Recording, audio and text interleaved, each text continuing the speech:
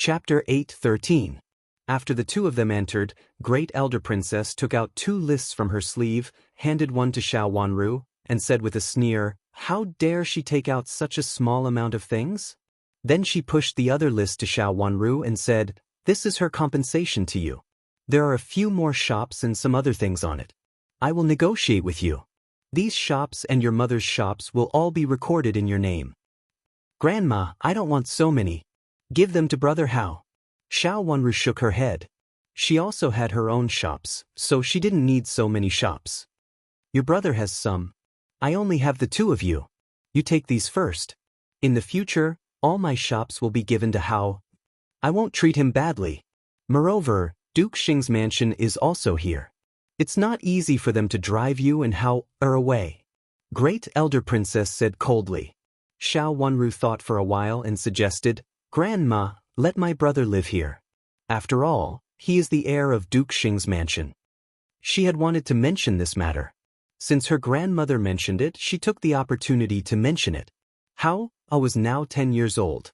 When she visited him before, she always felt that he was much more sensible than ordinary children of his age.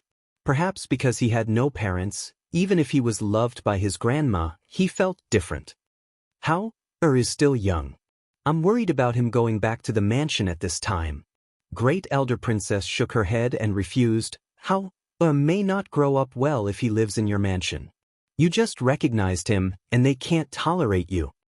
"Grandma, I'm worried that they will bring this up." Xiao Wanru reminded Great Elder Princess. Xiao Yuanhao lived in Great Elder Princess's mansion for 3 years, which was somewhat unjustifiable.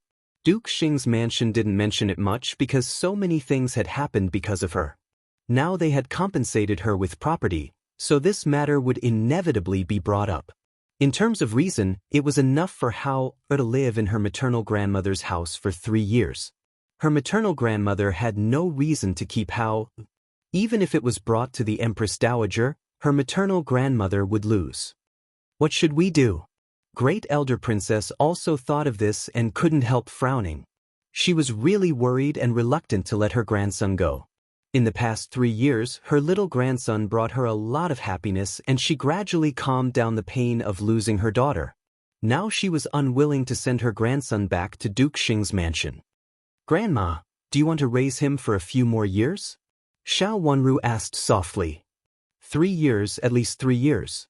After 3 years, Hao will only be 13 years old. Only then will he have the ability to distinguish right from wrong. He won't be harmed by them again. Ru and Great Elder Princess thought for a while, hesitated at first, and then said affirmatively, "I can't give you any less. Everyone in their mansion is up to no good. Hao is still so young now. I really don't feel at ease raising him here." In fact, in the past 3 years, Chu Luchen had been helping to raise Xiao Yuanhao. Xiao Yuanhao was not as gentle as he looked, but Great Elder Princess was still worried.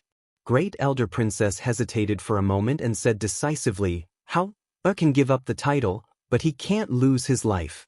However, Duke Xing's mansion can't take advantage of the title. It originally belonged to your father. Why can't it be passed on to your brother? Your second uncle just stole your father's title of Duke Xing." Great Elder Princess hesitated for a moment and said decisively, "Hao can give up the title, but he can't lose his life. However, the title must not be given to Duke Xing's mansion. It originally belonged to your father. Why can't it be passed on to your younger brother? Your second uncle just stole your father's title of Duke Xing."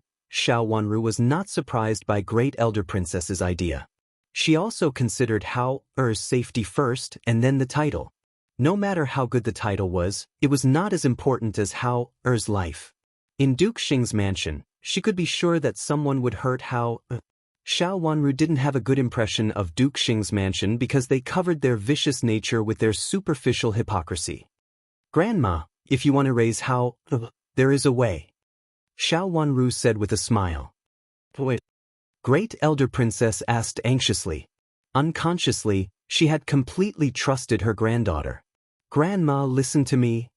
Xiao Wanru leaned over and whispered a few words in Great Elder Princess's ear. Great Elder Princess nodded and answered repeatedly as she listened. After Xiao Wanru finished speaking, Great Elder Princess looked at Xiao Wanru kindly, but her eyes were slightly red. Compared with her, her granddaughter was a child who had no one doted on her, so she was so considerate and sensible. For a moment, she blamed herself and felt sad. Speaking of it, it was all Duke Xing's mansion's fault. Why did her daughter leave Duke Xing's mansion like this? If she really couldn't live on, she wouldn't have sent a letter to her. Not only did she lose her life for no reason, but she also left a pair of children without anyone to take care of them. Zhuozhua, after you get married, you will be the princess of Prince Chen's mansion. Although Prince Chen is a little unruly and cold-hearted, I have never seen him care about a girl. Since he treats you like this now, I'm afraid that he really cares about you. With Prince Chen protecting you, you can rest assured. Great Elder Princess was about to cry as she spoke. Her granddaughter was going to get married before enjoying the happiness of a family. Even though Great Elder Princess knew Chu Liuchen's intention, she still couldn't help crying. Grandma, I'm fine. In the future, I will still come to see you. Maybe it will be more convenient than here. Xiao Wanru reached out and shook Great Elder Princess's hand and said coquettishly, Okay. Great Elder Princess wiped her tears with a handkerchief. She felt happy and sad at the same time and nodded repeatedly. Grandma, just ask someone to check the accounts as I said. After so many years, they won't leave behind mother's things. Xiao Wanru comforted Ru and Great Elder Princess and said. She also felt very sad and hurriedly lowered her head. In the last life, her grandma must have lived a desperate life. She was hit again and was schemed against. She couldn't even live a normal life. In this life, with Hao and Xiao Wanru, her grandma cheered up again. After talking with Xiao Wanru for a while, Ru and Great Elder Princess took back the list and left with Nanny Gao. These lists were just lists now. It was not suitable to give them to Zhuozhua before seeing the official things. Old Madame of Duke Xing's mansion had always been a cunning person and would not give up so easily. In fact, Xiao Wanru guessed it. As expected, not long after Great Elder Princess left, Old Madame asked someone to summon her. After tidying up a little, Xiao Wanru followed the servant girl to Old Madame's courtyard. On the way, she unexpectedly met Xiao Hua. After meeting Xiao Wanru, Xiao Hua and stepped forward politely and said with a smile, "Fifth sister." Then he looked at the old maid who led the way in front and asked, "Fifth sister, are you going to see Grandma? What a coincidence, let's go together." Xiao Wanru lowered her head and answered. Xiao Wanru had always been unable to see through the first young master of Duke Xing's mansion. In the last life, there was no dispute between them, as if he did not know that there was a person like her. Neither her second uncle nor this elder brother of Duke Xing's mansion cared about the affairs of the inner courtyard. But did he really not know? Xiao Wanru was sure that her second uncle, the current Duke Xing, definitely knew about it. Then what about Xiao Hua, who also looked innocent and kind? In this life, there was not much interaction between them. Xiao Hua seemed to be a kind elder brother. Although she did not see him often, he was very polite every time they met. No matter what disputes there were between her and the second branch, this elder brother seemed to be independent. But what about in the dark? The relationship between Xiao Hua and Qi Rongji was a little unusual. However, Xiao Wanru could not tell whether this unusual relationship was really because of Qi Rongji or Qi Tianyu. Moreover, did they really not have any grudges? The reason why Madame of Duke Xing's mansion still stayed in the nunnery was inextricably linked to her. She did not believe that Xiao Hua really knew nothing about it. I heard that Great Elder Princess is here. Did you see her fifth sister? Xiao Hua asked while walking, as if he did not notice Xiao Wanru's indifference. Yes, my grandma came to see me just now. Xiao Wanru said. Did she mention Brother Hao? He has lived in Great Elder Princess's mansion for so long and seldom comes back. My grandma talked about him a few days ago and said that she missed him very much. Xiao Hua sighed and reached out to pinch between his eyebrows. Great Elder Princess and my grandma are so old, but they are still in such a rush to see each other. It makes things difficult for us. He said it in an extremely calm tone without any blame. It sounded like he was smiling, which made people unable to figure out what he meant at the moment. How is still young. Grandma is reluctant to let him go. Xiao Wanru said vaguely. How is indeed young. He used to go out with me. Now that I think about it, it has been 3 years and he should have grown up a lot. Grandma always feels that she has neglected brother Hao. Xiao Huan said with a gentle smile. After that, he didn't ask more about Xiao Yuanhao's affairs. Instead, he paid more attention to Xiao Wanru's affairs. He asked her how she was doing in detail and told her that she could tell her third aunt, grandma, and the things that happened outside to him. Before understanding Xiao Huan's meaning, Xiao Wanru nodded one by one and occasionally answered Xiao Huan's questions in a distant tone. The two of them seemed to be talking and laughing when they arrived at the Chuntang courtyard. Someone had already reported to Old Madam. Although Old Madam was full of resentment toward Xiao Wanru, she could not show it on her face, so she asked someone to invite them in. After they entered the courtyard, they bowed to Old Madam together. Old Madam nodded and asked them to sit down. Why did Huan come in? After they sat down, Old Madam asked with a smile. My father asked me to tell Grandma about the object I bought last time. That object is gone, and the shopkeeper said that there was a similar one. He didn't know whether Grandma would like it or not, so he specially asked me to come here to ask Grandma for her opinion. Xiao Huan put down the teacup in his hand and answered with a smile. That object is gone? Old Madam thought for a moment and frowned with a bad look. She subconsciously glanced at Xiao Wanru and then turned her eyes back. He subconsciously turned his eyes over, but he consciously turned his eyes away. Chapter 8:14. Yes, but there is a similar one, which looks good. That's what my father wants. What do you think, Grandma? Xiao Huan said. Old Madam thought for a while and didn't answer directly this time. After a while, she said, then we should find out which mansion bought it first. She meant that she still wanted the original one. Okay, I'll tell my father now. Xiao Huan stood up and said with a smile. Go ahead. Old Madam said. Xiao Huan bowed to Old Madam, nodded to Xiao Wanru, and then turned to leave.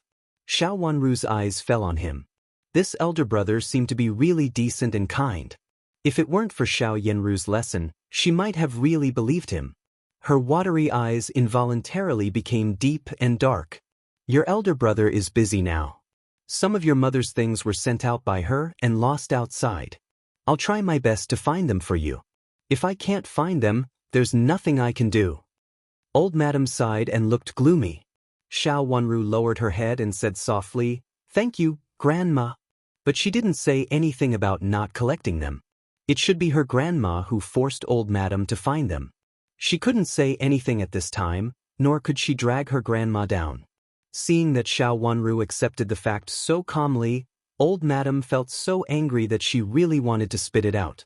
Xiao Wanru just agreed as if it was what she should do. Old Madam was angry and annoyed, but she had to suppress the anger in her heart. It's best to get them back, but I'm afraid that we can't get them back in a short time. Your second aunt lost some of them before, and I'm afraid that we can't get them back. I want to send someone to ask your second aunt about it, but... Old Madam paused and seemed to be hesitant. Xiao Wanru thought quickly and stole a glance at Old Madam's expression. She seemed to be in a dilemma with her eyebrows tightly frowned, as if she didn't know how to deal with it. With such an obvious expression and Old Madam's words just now, Xiao Wanru had already understood that Old Madam was going to target her. Without saying anything, she lowered her head and pinched the handkerchief in her hand, as if she didn't understand what Old Madam meant, and waited quietly for Old Madam to finish her words. There was an awkward silence in the room for a while, and Old Madam felt sullen again. As expected, she was not raised by herself, so she would not be considerate. If she was her eldest granddaughter, she would definitely take the initiative at this time. How could she let herself be in an awkward silence? She coughed again, but no one answered. She had to say it anyway. I'm old and don't have the energy to ask your second aunt. Your third aunt isn't in good health either. Why don't you pick a sister to go with you and ask your second aunt directly? Only your second aunt knows where some things are. Old Madam said, Pick another sister. Now there were only the second Miss Xiao Yujie and the fourth Miss Xiao Kaling left to choose. Thinking about the difference between the two of them, Xiao Wanru already knew that the one old madam asked her to choose must be the second Miss Xiao Yujia. This matter was related to the first branch and the second branch, and had nothing to do with the third branch. Moreover, now the third branch was injured and sick, and Xiao Kaling would not be willing to leave. Why did old madam ask her to take Xiao Jie, or to find the madam of Jiang at this time? She was suspicious in her heart, but she didn't show it on her face. She raised her clear watery eyes to look at old madam, nodded and promised, "Grandma, you're right. I'll do as you say." Seeing that Xiao Wanru was smart, old madam showed a smile on her face and said, "The fourth miss is in a good mood after coming out of the palace. Moreover, she has to take care of the third miss and her mother, so she won't go. The second miss is fine now, so you can take her with you. Otherwise, I'll be worried." Old madam's words were very euphemistic and concerned. She didn't mention the matter of and great elder princess before, as if she really didn't care about it. "Will it disturb second aunt's cultivation if we go to the Yuhui nunnery now?" Xiao Wanru asked. In fact, everyone knew that the madam of Jiang was punished, and she didn't want to cultivate wholeheartedly. As a madam of a rich and powerful mansion, if something happened to her, this was the most direct and dignified statement. Xiao Wanru's previous cultivation was to observe mourning for her parents, and there were all kinds of rumors that Duke Xing's mansion didn't like her. The fire that night shocked half of the people in the city. Therefore, everyone thought that she was really observing mourning for her parents. At the same time, because Duke Xing's mansion was not good, she specially went to the nunnery. Now the madam of Jiang was different. All kinds of rumors were negative for her, and even related to the palace. Then she was sent to the Yuhui nunnery to cultivate and recuperate. The madam went to cultivate and recuperate. Under such circumstances, who didn't know that Madame Jiang had actually been exiled? "No, your second aunt actually. I don't want to hide it from you. She deserves it now. If it weren't for your big sister and big brother, I wouldn't have let her go this time." Old madam said, "You can go up the mountain and ask her. If she speaks ill of you, just ignore her. When you come back, I will definitely uphold justice for you." Old madam became more and more kind. She sincerely revealed her thoughts and said that she would support Xiao Wanru. Looking at old madam like this, Xiao Wanru silently raised the corners of her mouth, and then hid the sarcasm in her eyes. Old madam was really a kind old madam. They were both old madams, and the kindness in old Madam Qin's eyes to her was real, unlike old madam's false performance. "Thank you, Grandma. Will second sister and I go tomorrow?" Xiao Wanru asked softly. "In fact, the sooner, the better. But you have just returned to the mansion, so you have to take a rest first." Old madam nodded and said, "It's up to you. If you think it's time to go, inform me in advance. I will ask someone to prepare a carriage and some people for you." "There are other people?" Xiao Wanru looked up in surprise and asked. "Of course I have to prepare a few people for you. They are all my people. Your second aunt won't talk nonsense when she sees them," old madam said. In other words, old madam would send someone to follow her. What was she doing?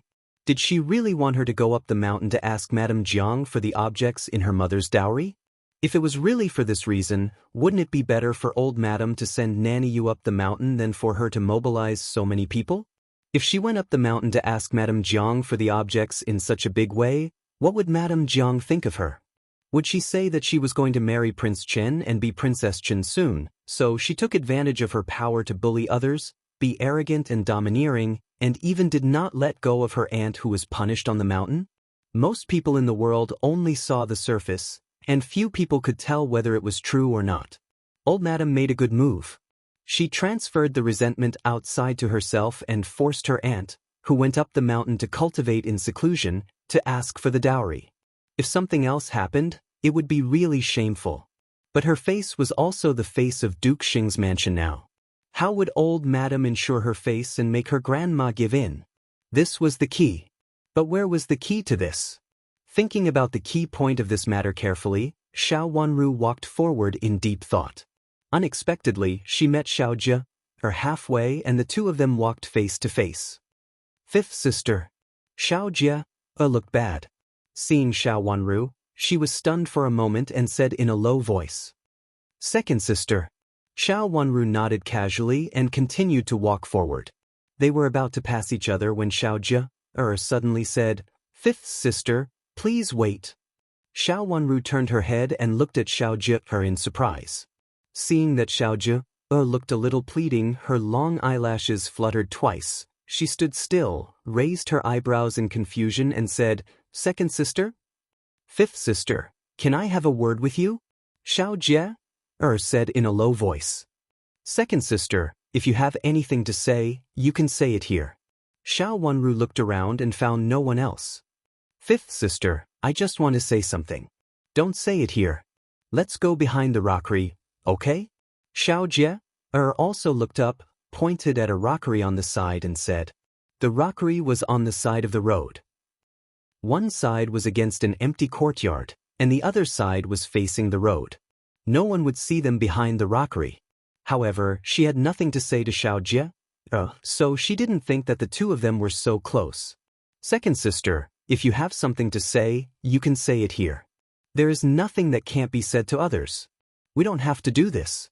We are in Duke Xing's mansion, and we are sisters. No one will say anything." Xiao Wanru shook her head and refused with a smile. "Fifth sister, I really have something to tell you." Seeing that she couldn't persuade Xiao Wanru, Xiao Jie suddenly held her handkerchief and shed tears. This scene surprised Xiao Wanru. She really didn't know when her relationship with Xiao Jie had become so close that they had to hide and whisper to each other. She frowned, pointed at the rockery, and said, "Second sister, since you have to go there to talk, let's come here together." After saying that, she turned around and walked to the rockery. Xiao Jie followed her. After the two of them turned to a corner in the rockery, Xiao Wanru looked up at an attic diagonally opposite the corner. The place was a little far from here, but the angle was right. If someone saw it, it would be a coincidence. The curtains of the attic were half rolled up, and the veil fell slightly. No one could be seen. "Second sister, if you have something to say, you have to come here to say it." Xiao Wanru turned to look at Xiao Jie and asked slowly, quietly waiting for Xiao Jie to give her an explanation. Her watery eyes fell on Xiao Jie coldly, and her deep eyes seemed to be able to see through all of Xiao Jie's thoughts. Xiao Jie panicked and hurriedly wiped her tears with a handkerchief. Then, under Xiao Wanru's shocked gaze, she knelt down with a flop and cried, "Fifth sister, save me." Chapter 8:15. Second sister, what's the matter? Xiao Wanru looked at Xiao Jie with ripples in her eyes. Yu Jie came over to pull Xiao Jie up and said anxiously, "Second miss, what's wrong with you? Did you hurt yourself? Please stand up first. If you have something to say, talk to my master." She was so strong that Xiao Jie had to stand up.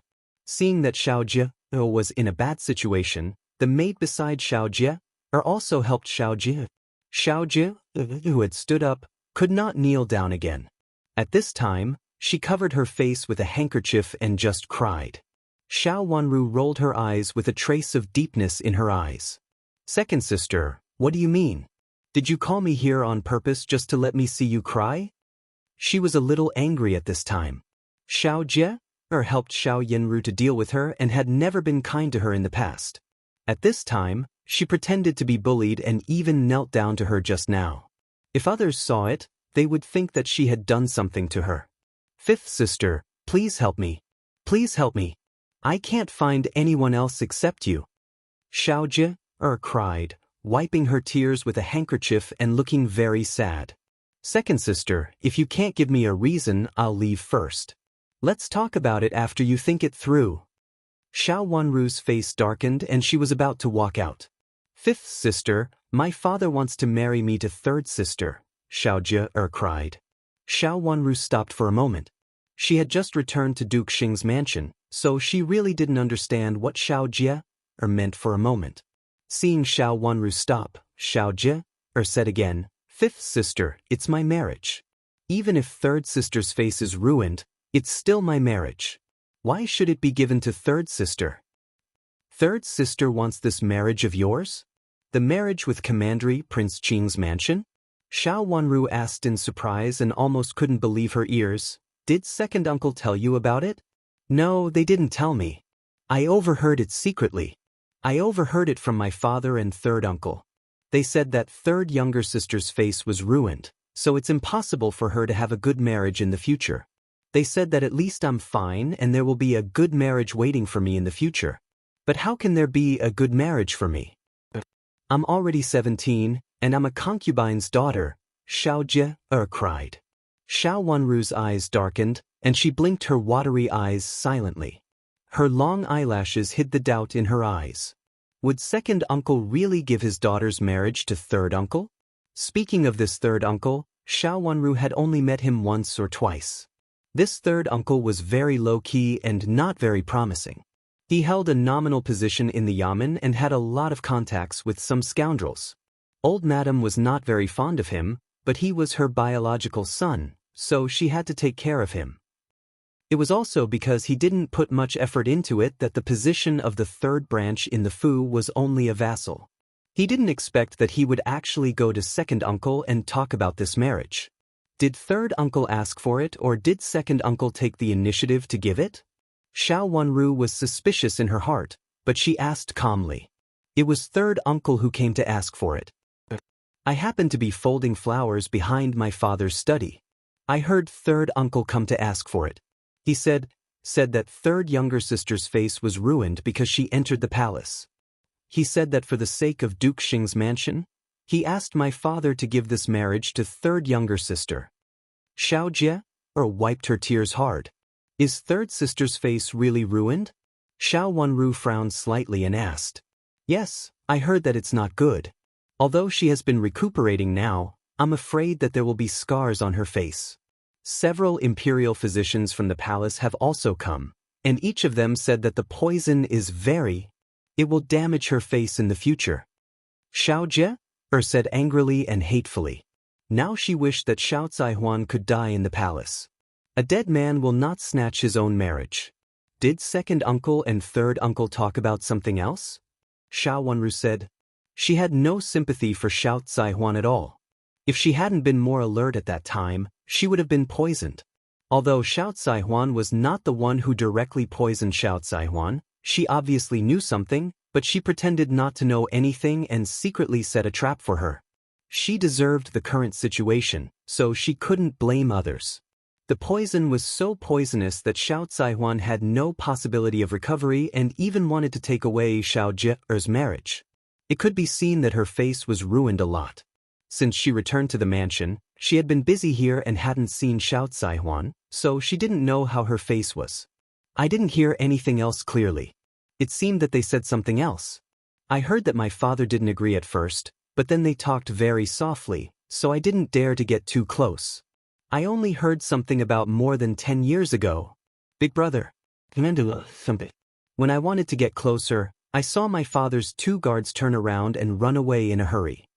Xiao Jie said. Xiao Wanru's heart skipped a beat. Now she was particularly concerned about what had happened more than 10 years ago. She thought about it and wondered if it was because not only second uncle but also third uncle had intervened in her father's affairs. Or second uncle had directly intervened, and third uncle was an insider. Just like what had happened in the Imperial Palace that day, Xiao Yanru should have directly intervened, and Xiao Zaihuan was an insider. Moreover, Xiao Zaihuan had taken advantage of the situation at the right time. A burst of anger burst out in her heart, and she clenched the handkerchief in her hand tightly. She almost couldn't help but want to ask these people how could they be so evil. Therefore, the family affection was the yardstick they calculated. This time, one of them threatened the other with what he knew in exchange for his daughter's marriage. He was an affectionate and righteous father, but he didn't have any brotherly affection at all. She bit the corner of her lip hard, and her eyes were almost burning with flames. She wished she could burn the entire Duke Xing's mansion. It was really the dirtiest place she had ever seen. Miss. Seeing Xiao Wanru's fierce and bloodthirsty eyes, Yu Jie was startled and hurriedly called out. Xiao Jie was also startled. She took a step back and looked at Xiao Wanru in a daze. At this time, Xiao Wanru looked full of killing intent, as if she was going to devour others. Fifth sister? Xiao Jie was so scared that she couldn't cry. Xiao Wanru took a deep breath and suppressed the blood in her heart. The redness in her eyes faded away, and she became sober again. Second sister, do you know that your marriage is not a good one? Chu Qing had been silent for a long time. He probably didn't want Xiao Jie to marry into the mansion, and it was impossible for him to make Xiao Jie the legal wife. I know, but it's my marriage, Xiao Jie cried. She had thought a lot about it these days, and she didn't dare to think about the position of legal wife. But at least she could be a concubine. With the identity of Duke Xing's mansion, Commandery Prince Qing would accept her. Especially when she thought that this marriage was going to be over soon, she increasingly felt that it was a good marriage. If she lost this marriage now, Madame of Duke Xing was now locked up in the Yuhui nunnery, and old Madame didn't care about her, who would make the decision for her to get a good marriage. No matter how bad Commandery Prince Qing was, he was still a descendant of the royal family with the royal blood flowing in his body. If she married him well, she might have a chance. But now this opportunity had been taken away by Xiao Zhehuan. How could she not hate her? Second sister, are you willing to be a concubine? Xiao Wanru looked at her and knew that she understood what she meant. So she didn't hide it anymore and asked directly. I am willing to be Commandery Prince Qing's concubine. Xiao Jie cried aggrievedly again. Has second uncle told second sister about it? Xiao Wanru asked again. It didn't seem that she had told second sister about it. No, I just heard about it not long ago. Xiao Jie shook her head hard. When did you hear it? Yesterday. I heard it yesterday. Fifth sister, go and tell father that it's good for you if I marry into Commandery Prince Qing's mansion. If you say so, father will definitely listen to you. Xiao Jie said in a daze, and her words were even a little incoherent. She didn't want to tell old Madam, so she naturally wouldn't tell third Madam. She and her concubine had been thinking about it all night, and only Xiao Wanru was suitable. Now Xiao Wanru's marriage would make the whole Duke Xing's mansion proud. Her words now must be worth 10 words from others. Before the matter was officially agreed, Xiao Jie had to make her father change his mind. This was also the reason why she deliberately came to stop Xiao Wanru on the road today. Fifth sister, save me. I will definitely repay you by doing anything in the future. Xiao Jie was willing to let Xiao Wanru say anything at this time. She only hoped that Xiao Wanru could stop this matter. I heard that second sister is going to accompany me to see second aunt? Xiao Wanru changed the topic, slightly raised the corners of her mouth, and said unhurriedly. There is such a thing. It's old Madam's idea. She asked me to accompany you to Yuhui nunnery to find Madam and ask for the dowry left by Infanta Qinghua. Xiao Jie nodded. Thinking of this, she couldn't help feeling jealous. As a miss who had been raised in Duke Xing's mansion for more than 10 years, she couldn't compare with a miss who lived outside. She was the miss who had been raised with the etiquette of Duke Xing's mansion, and she was also the most courteous. Why didn't such a good thing happen to her? If there was an order from the Empress Dowager, even if she was a daughter of a concubine, it didn't matter. Although Prince Chen was a little sick, he was such an immortal-like figure. It was not an exaggeration to say that he was favored by God. How good it would be if he liked her. Old Madam's idea? When did it happen? Xiao Wanru asked again. It happened just now. Before you went there, I heard that old Madam asked someone to call you over, so I waited here. I saw someone leading you and my brother beside you, so I didn't come out to stop you. I stayed here and waited for you to come back. Xiao Jie explained. She still needed Xiao Wanru's help now, so she naturally told the truth. In addition to this, did old Madam tell you anything else? Xiao Wanru thought for a while and said, if that was the case, it seemed that she shouldn't specially summon Xiao Jie. In the past, when Xiao Jie was needed, neither Madam of Duke Xing, old Madam, nor Xiao Yanru specially summoned Xiao Jie to tell her the reason. Then why did old Madam make such a grand ceremony today? Xiao Jie blinked her eyes at the question and couldn't think of anything for a moment. After a long while, she said hesitantly, does it count as asking someone to escort us there? Chapter 8:16. Who will escort us there? Xiao Wanru asked sensitively. She didn't make it clear.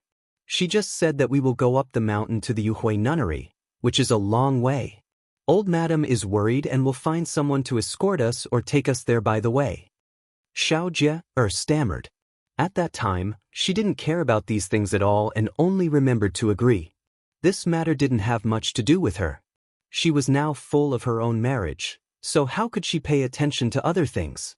Fifth sister, can you help me? Xiao Jie changed the topic to the previous thing. You want to enter Commandery Prince Qing's mansion? Have you asked for second uncle's opinion? Or does he have a better place for you? Xiao Wenru blinked her eyes and asked. Xiao Jie fell silent for a while and then said with uncertainty, but it's impossible. She suddenly thought of something and her eyes widened. 2 days ago, her father did come to find her and gave her a few gifts. He also cared about her health. This was something that had never happened before. She was very excited at that time and thought that Commandery Prince Qing's marriage had been settled. Unexpectedly, Xiao Wenru didn't mention Commandery Prince Qing in the end, but talked about something else. She didn't understand anything at that time. Now that Xiao Wenru mentioned it, she immediately remembered some scattered words at that time. What did second uncle say? Xiao Wenru's eyes flickered and she asked softly. Prince Qing. Xiao Jie opened her mouth wide in panic. She remembered that her father mentioned Prince Qing the most that day. He also said a few more things about Prince Qing and repeatedly reminded her that Prince Qing was a good person. Moreover, his words seemed to be meaningful.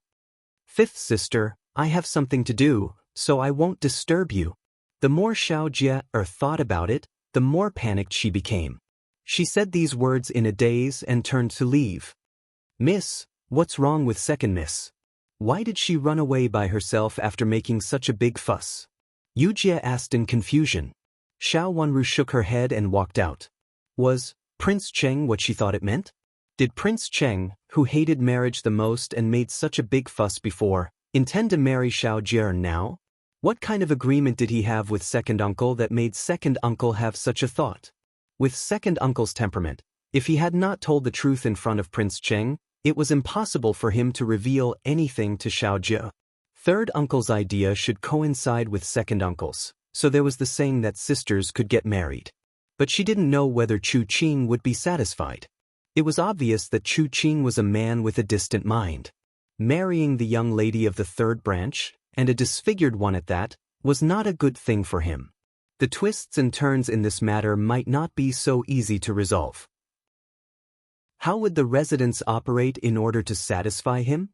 The trip to the Yuhui nunnery was completed so soon. Old Madam specially sent someone to tell her that they should go to the Yuhui nunnery with the family members of Lord Zhao, the minister of the Ministry of Works. It happened that they were going to the Yuhui nunnery to worship Buddha, so Old Madam asked Xiao Wenru and Xiao Jie to go with them. Early in the morning, Xiao Wenru and her sister had dressed up and said goodbye to Old Madam. They sat in the carriage of Duke Xing's mansion and waited at the city gate, waiting for the carriage of Zhao's mansion to come over, and then they would leave the city together. They got up early, but it was already very lively at the city gate at this time. After the city gate opened, people kept coming in from outside the city. Xiao Wenru thought it was too noisy, so she deliberately hid in a corner, slightly away from the position facing the city gate. She also sent her family to guard at the city gate. When they saw the carriage of the Zhao mansion, they immediately came to report. Xiao Wenru and Xiao Jie sat in the big carriage in the front, and the 2 servant girls and the sundries for offering incense were placed in the small carriage in the back. On the surface, they were also going to offer incense. Since they had gone to the Yuhui nunnery, they had to pay their respects to the Bodhisattva.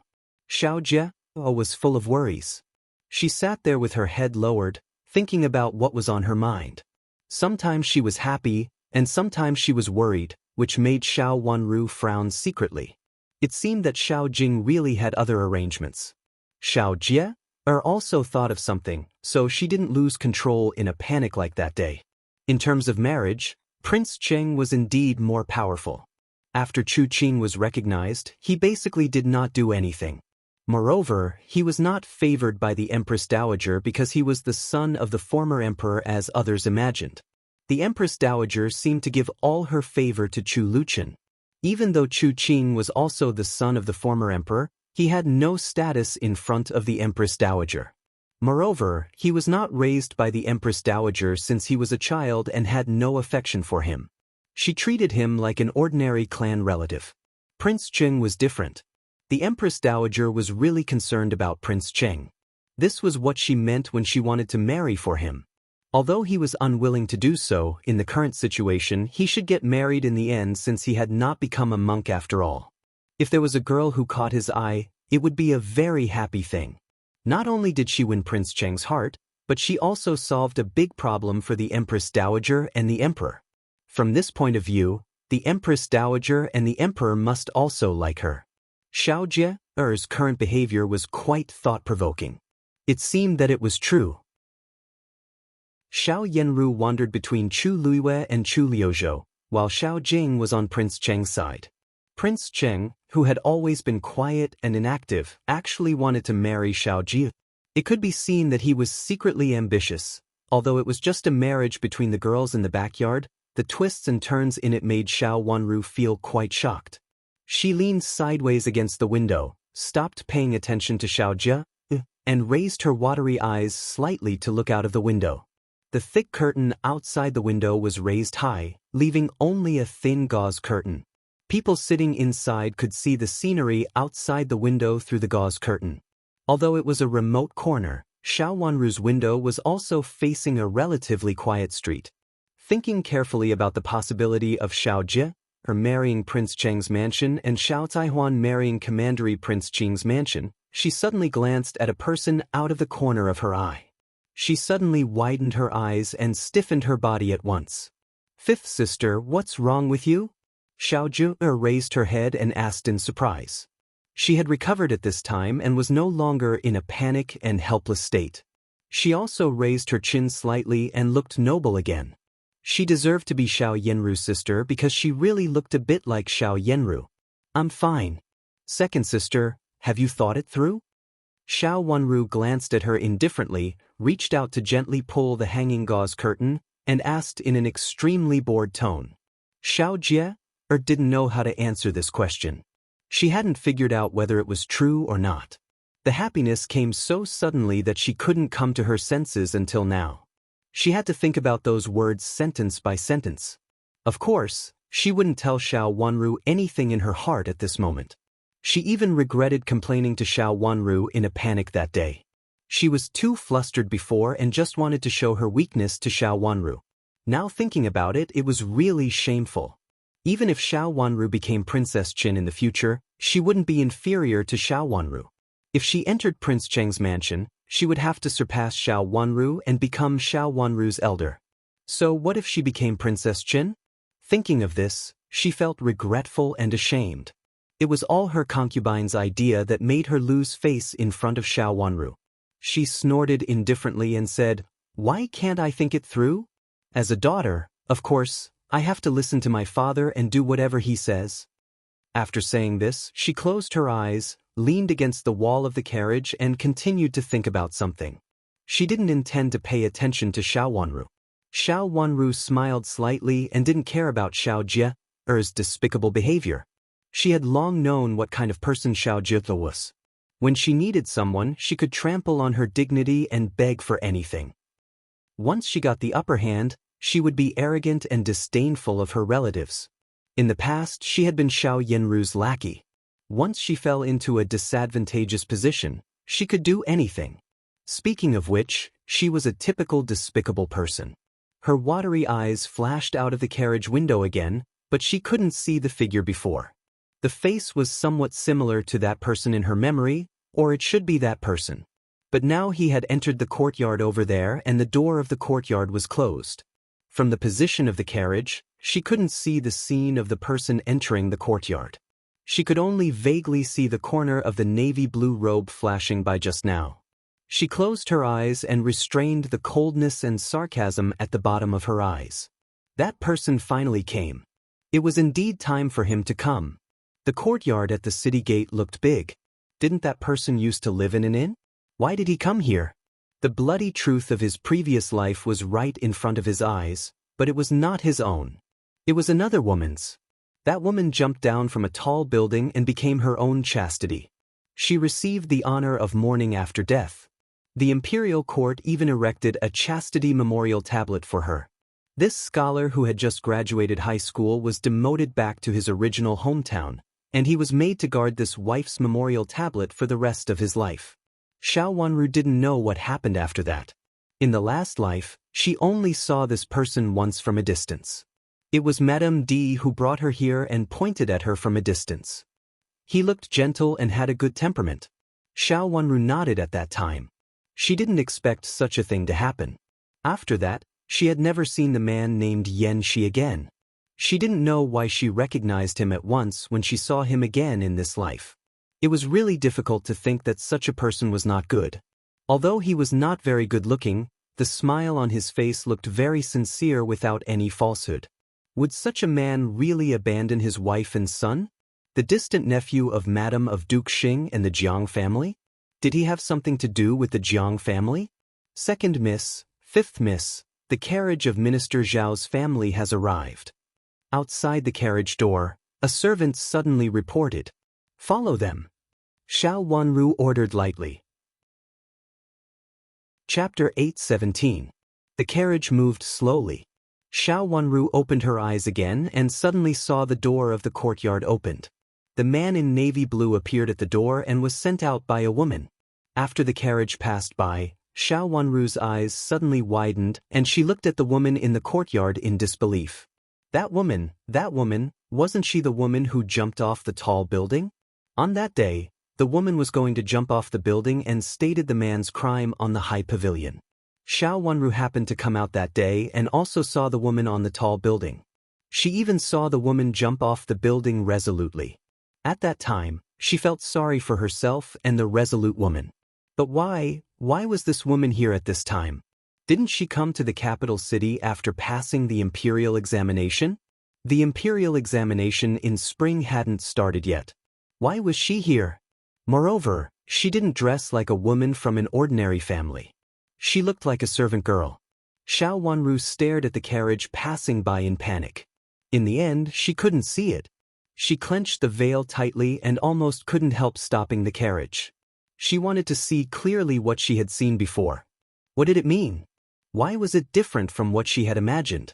Didn't Child Yen abandon his wife and son? What was everything in front of her? Did she see it wrong? His heart trembled inexplicably. His hands and feet were ice cold. He could no longer see the two people in front of him. He leaned back and took a deep breath. His heart and lungs seemed to be burning fiercely, and there was an inexplicable melancholy raging inside. Fifth sister, what's wrong with you? Her action had already alarmed Xiao Zhi. She looked at Xiao Wanru and asked unhappily. She was in a bad mood when she was woken up by Xiao Wanru just now. Nothing. I just feel a little uncomfortable. Xiao Wanru covered her chest and frowned. If you feel uncomfortable, you should have said it earlier. Now that we have gone out, what can you do even if you say you feel uncomfortable? Xiao Jie said coldly. She closed her eyes again and thought about what would happen if she married Prince Qing in the future. If she was lucky, she might become the empress, which Xiao Yenru had been pursuing. She didn't expect that this opportunity would fall on her. At that time, the entire Duke Xing's mansion would cling to her side. No one would dare to look down on her. Neither Xiao Yenru nor Xiao Wanru could compare with her. So what if she was the daughter of the first wife? As a daughter of a concubine, she could suppress all of them in the future. Xiao Wanru slowly calmed down, rolled her watery eyes slightly, and fell on Xiao Jie. Seeing her smile complacently, she knew that Xiao Jie was dreaming, so she didn't break her dream. She still leaned against the window and thought about the scene just now. What she saw just now was a great shock to her. It was a shock to some of the things she knew in her previous life. This kind of understanding was completely different from her previous life. What else could she not understand? This was not only her own problem, but that Child Yen was also a victim. A distant nephew of the Jiang family? She heard this from Madame D, but she didn't know whether it was true or not. Since the so-called abandonment of his wife and son might be false, the identity of a so-called distant nephew might also be false. She didn't know how this person named Yen she had offended Duke Xing's mansion or Duke Yong's mansion so that they would also deal with him when they dealt with her. Was there anything in it that she didn't know? Was it because of political reasons or something else? She heard that he was just an ordinary scholar. Why did they deal with him like this? Did they set up this trap for her or for him? Xiao Wanru only remembered that in the end, after the woman jumped like this, both she and Yan Shi ended up in a bad situation. She abandoned her wife and son. At present, the woman was just dressed as a servant girl. How could she have a son? Her smile was cold. Fifth sister, what are you laughing at? Xiao Wanru heard Xiao Jie's voice. Xiao Wanru turned her head to look at Xiao Jie. Seeing Xiao Jie looking at her in surprise, she knew that she had aroused Xiao Jie's suspicion. What can I do? I just feel strange. Why do they favor the womenfolk of the Minister of Labor's mansion? Originally, when we went to Yue Nunnery, we didn't have to bother anyone to go with us, Xiao Wanru said lightly. Xiao Jie raised her eyebrows and said, I'm afraid you don't know that Big Brother was talking about marriage with Zhao Xiran, the eldest lineal daughter of the Assistant Minister of the Ministry of Works. Talking about marriage? Xiao Wanru looked at her and asked. Of course it's about to be settled. If it weren't for the fact that Mother is now in Yue Nunnery to recuperate, the two families would have started to move together at this time. Xiao Jie smiled. From this point, it could be seen that the people of Zhao's mansion would definitely not like to see Xiao Wanru. Xiao Wanru fell silent for a moment and also understood Xiao Jie's implication. Xiao Hua and was supposed to marry the eldest lineal daughter of the Minister of the Ministry of Works. She didn't know if Xiao Jie was there this time. Both families have acquiesced before, but I didn't expect that Mother would get into trouble again and again. Fifth sister, if you see First Miss Zhao later, you need to be careful, lest you offend First Miss Zhao and make Grandma unhappy. Grandma has been preparing for Big Brother's marriage recently. Mother is not in good health now, so only Grandma can do it. Xiao Jie said with a bit of pleasure in Xiao Wanru's misfortune. Xiao Wanru was not surprised by Xiao Jie's behavior. In essence, Xiao Jie and Qi Rongji were somewhat similar. What kind of person is Miss Zhao? Xiao Wanru asked indifferently. Miss Zhao Xiran is the eldest lineal daughter of the Minister of the Ministry of Works. She is a good person. When she came to the mansion in the past, she had played with her sisters. She is amiable, and Big Brother is also amiable. They are a good match. However, First Miss Zhao is the miss of the minister after all. Don't offend her later. Xiao Jie's words sounded like a reminder to Xiao Wanru, but in fact, she was watching the show. Miss Zhao and Big Brother have known each other for a long time? Xiao Wanru didn't seem to hear the other implication in Xiao Jie's words. Xiao Wanru still asked calmly. She didn't know anything about Miss Zhao Xiran before. Now she should take the opportunity when Xiao Jie was willing to tell her more. She had a feeling that she would have dealings with First Miss Zhao after entering Yue Nunnery. First Miss Zhao should be in the carriage of the minister's mansion in front, because Xiao Jie praised her. First Miss Zhao seemed to be a good person. Was she like Xiao Huan? She was not afraid of this miss of the minister. Now she and Chu Luqian had been engaged. No one would deliberately make things difficult for her, especially this First Miss Zhao, who seemed to be a good person. She would not deliberately make things difficult for her. Big Brother has known First Miss Zhao for a long time. I heard that it was Big Brother who took the initiative to find my mother and asked my mother to marry her. Big Brother likes her very much. Xiao Jie said proudly. They were both misses of Duke Xing's mansion. Xiao Wanru didn't know, but she knew. In this respect, she was much better than Xiao Wanru. Have you known her for a long time? Xiao Wanru was surprised. Of course. I heard from my mother that Big Brother likes First Miss Zhao very much and doesn't allow us to offend First Miss Zhao. When she came to the mansion to play, he asked us to accompany her. Xiao Jie proudly told him what she knew, feeling a sense of honor. Has First Miss Zhao been to the mansion? Xiao Wanru's eyes flickered and she asked with a smile. Of course, she has been here more than once. In fact, it was mentioned 3 years ago. But Big Brother's courtyard was burned at that time. My mother was so angry that she didn't mention it for the time being. This delay lasted for 3 years. Now that Big Brother has grown up, he can't wait any longer.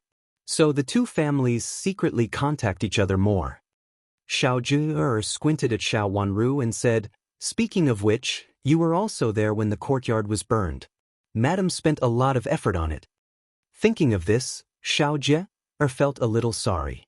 She had seen the objects in the courtyard. At that time, she was envious and jealous. Unexpectedly, the courtyard was burned in the end. Thinking of it now, she still felt very sorry. Of course, she didn't care about Xiao Wanru, who was almost burned to death at that time. At that time, the wedding house was burned, and now the wedding house was occupied by her. This time, she went up the mountain to ask Madame of Duke Xing's mansion for her mother's dowry. Madame of Duke Xing had used up a lot of it.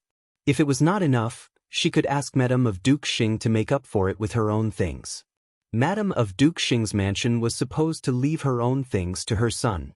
After thinking about it, Xiao Wanru found that it seemed difficult to get along with this first Miss Xiao. The carriage stopped in front of the Yuhui nunnery. Two servant girls came out of the carriage behind and waited in front of the carriage. Xiao Jie got out of the carriage first and said to a woman who got out of another large carriage warmly, "Miss Xiao, you really came. That's great." Second Miss Zhao Shiran, who had just gotten out of the carriage, smiled slightly and responded very warmly. Her eyes fell on Xiao Wanru, who had just gotten out of the carriage. This was the first time that she had seen the fifth Miss of Duke Xing's mansion. She had heard of this fifth Mississippi.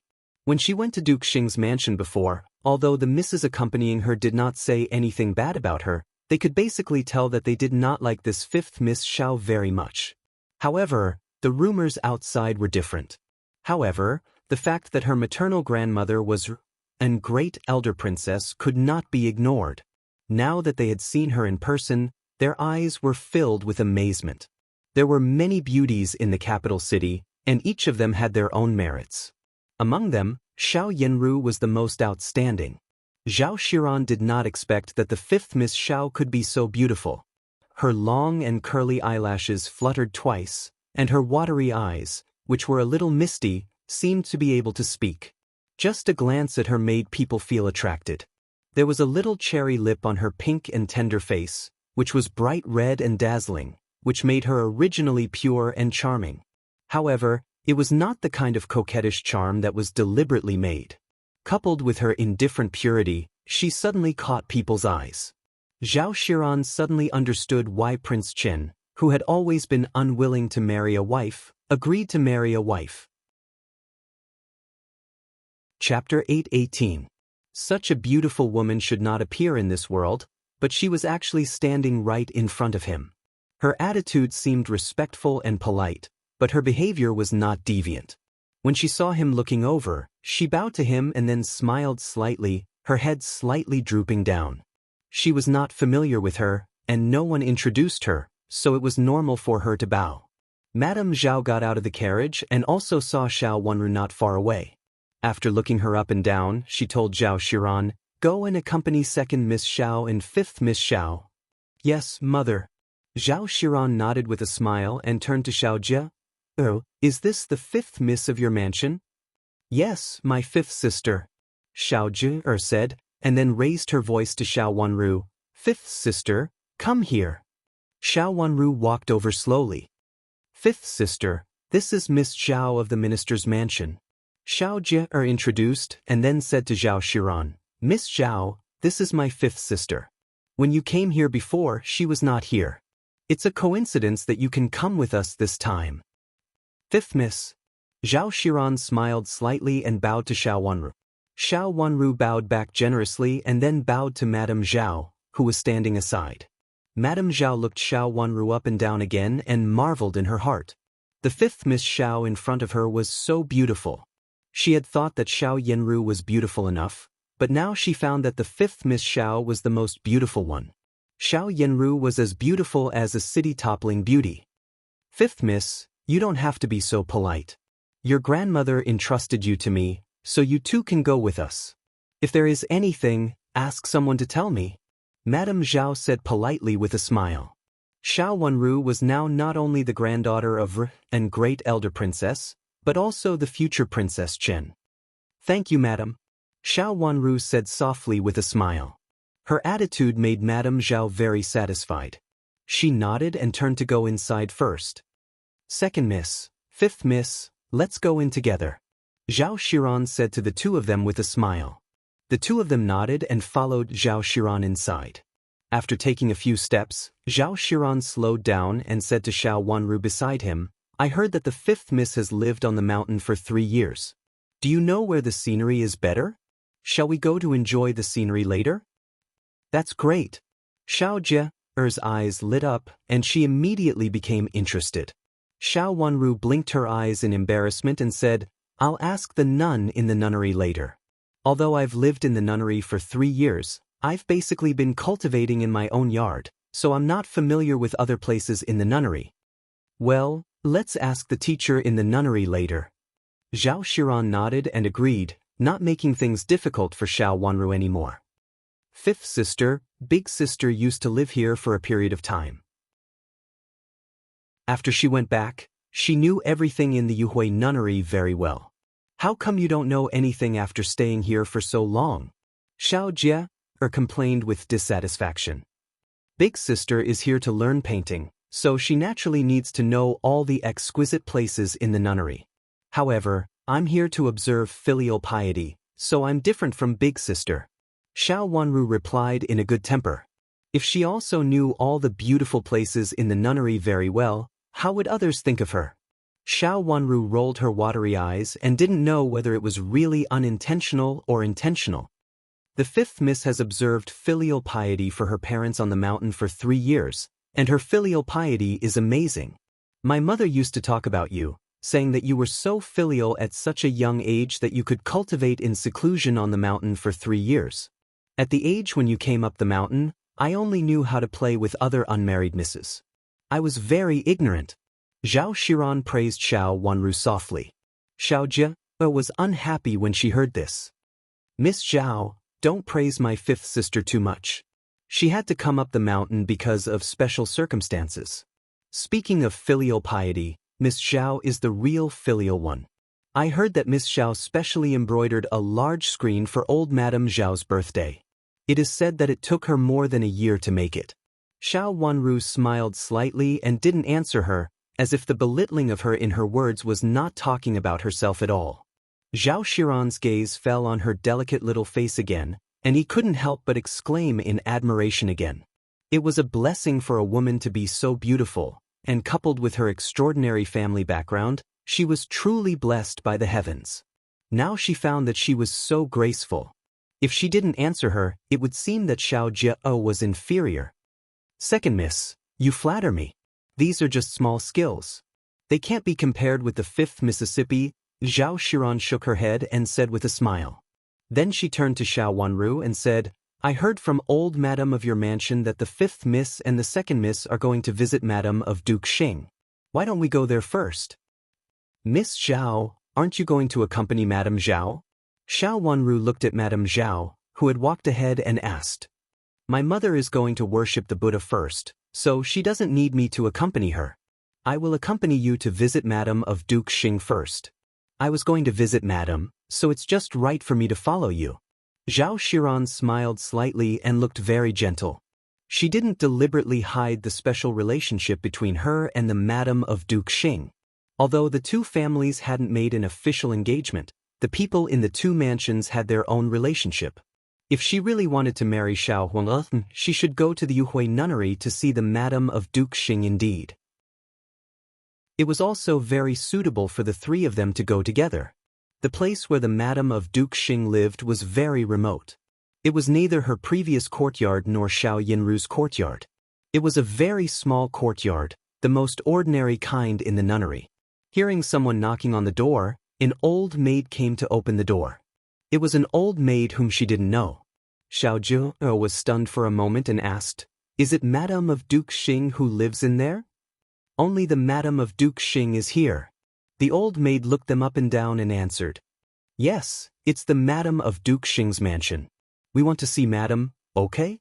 Xiao Jie didn't know what was going on. She looked inside and didn't see anyone. Who asked you to come here? The old maid looked at them and then at the maids behind them and asked, "It's old madam who asked us to come here to see madam. Can you do us a favor and leave after asking a few questions?" Xiao Wanru could tell that the old maid not only served the madam of Duke Xing but also had the responsibility of monitoring her, so she said with a smile, "Wait a minute."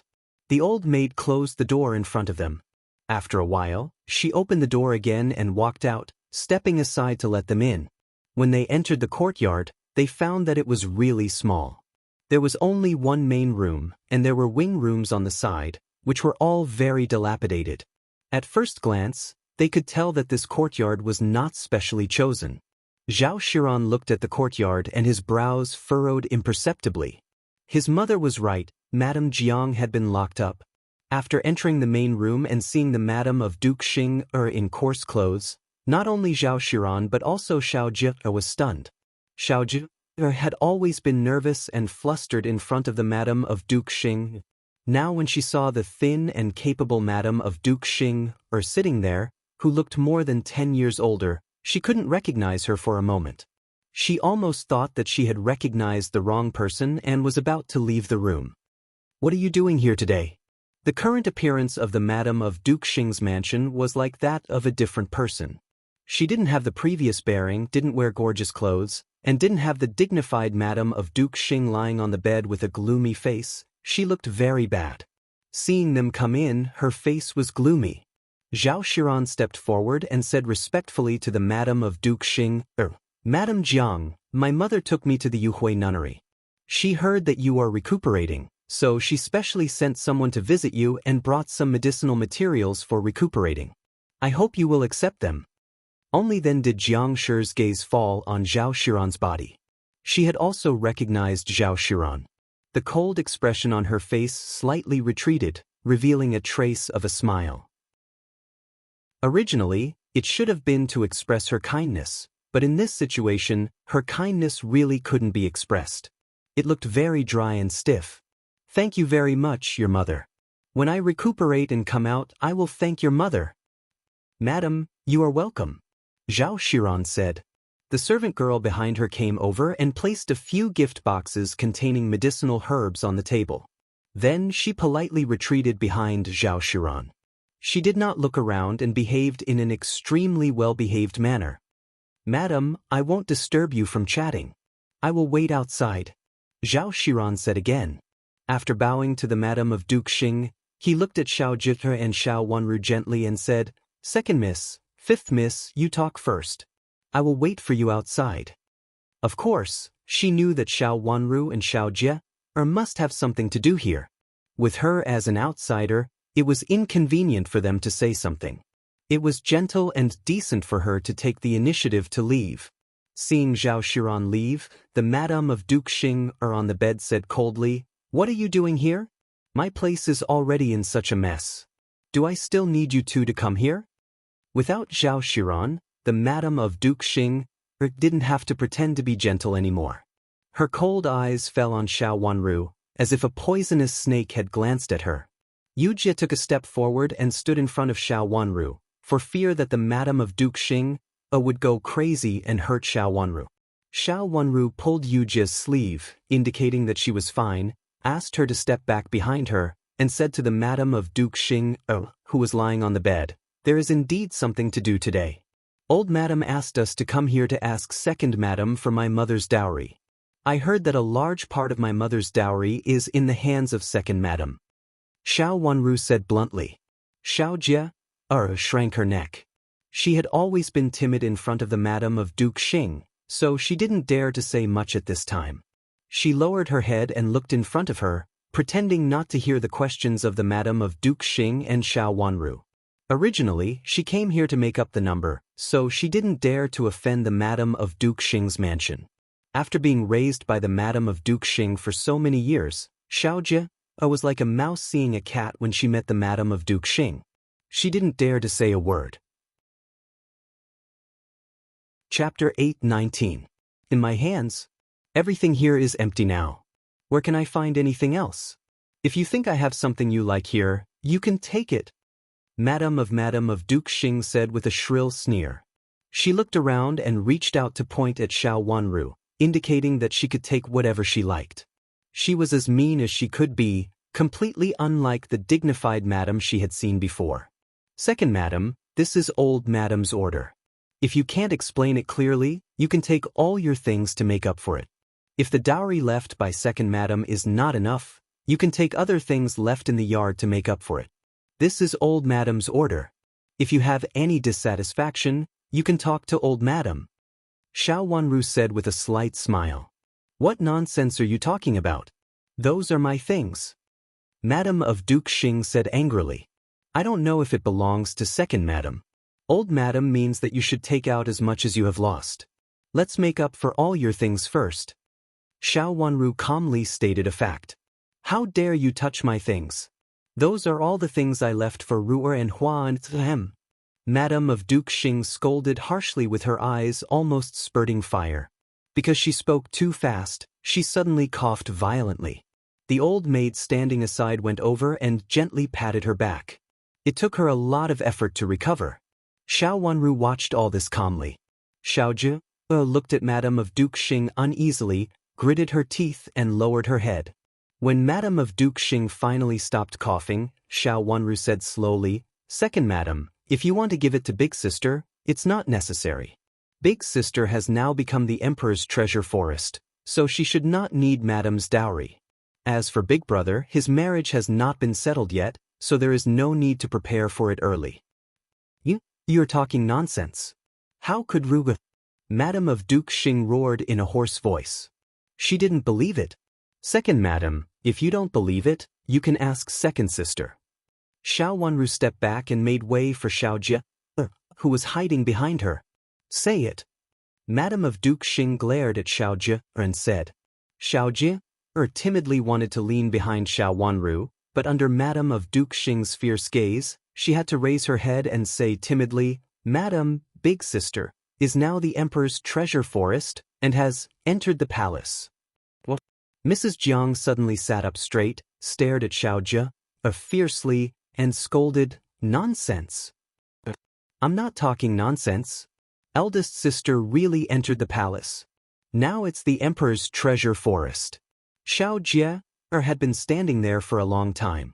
Seeing that Madam was no longer as powerful as she used to be, Xiao Jie was not so flustered.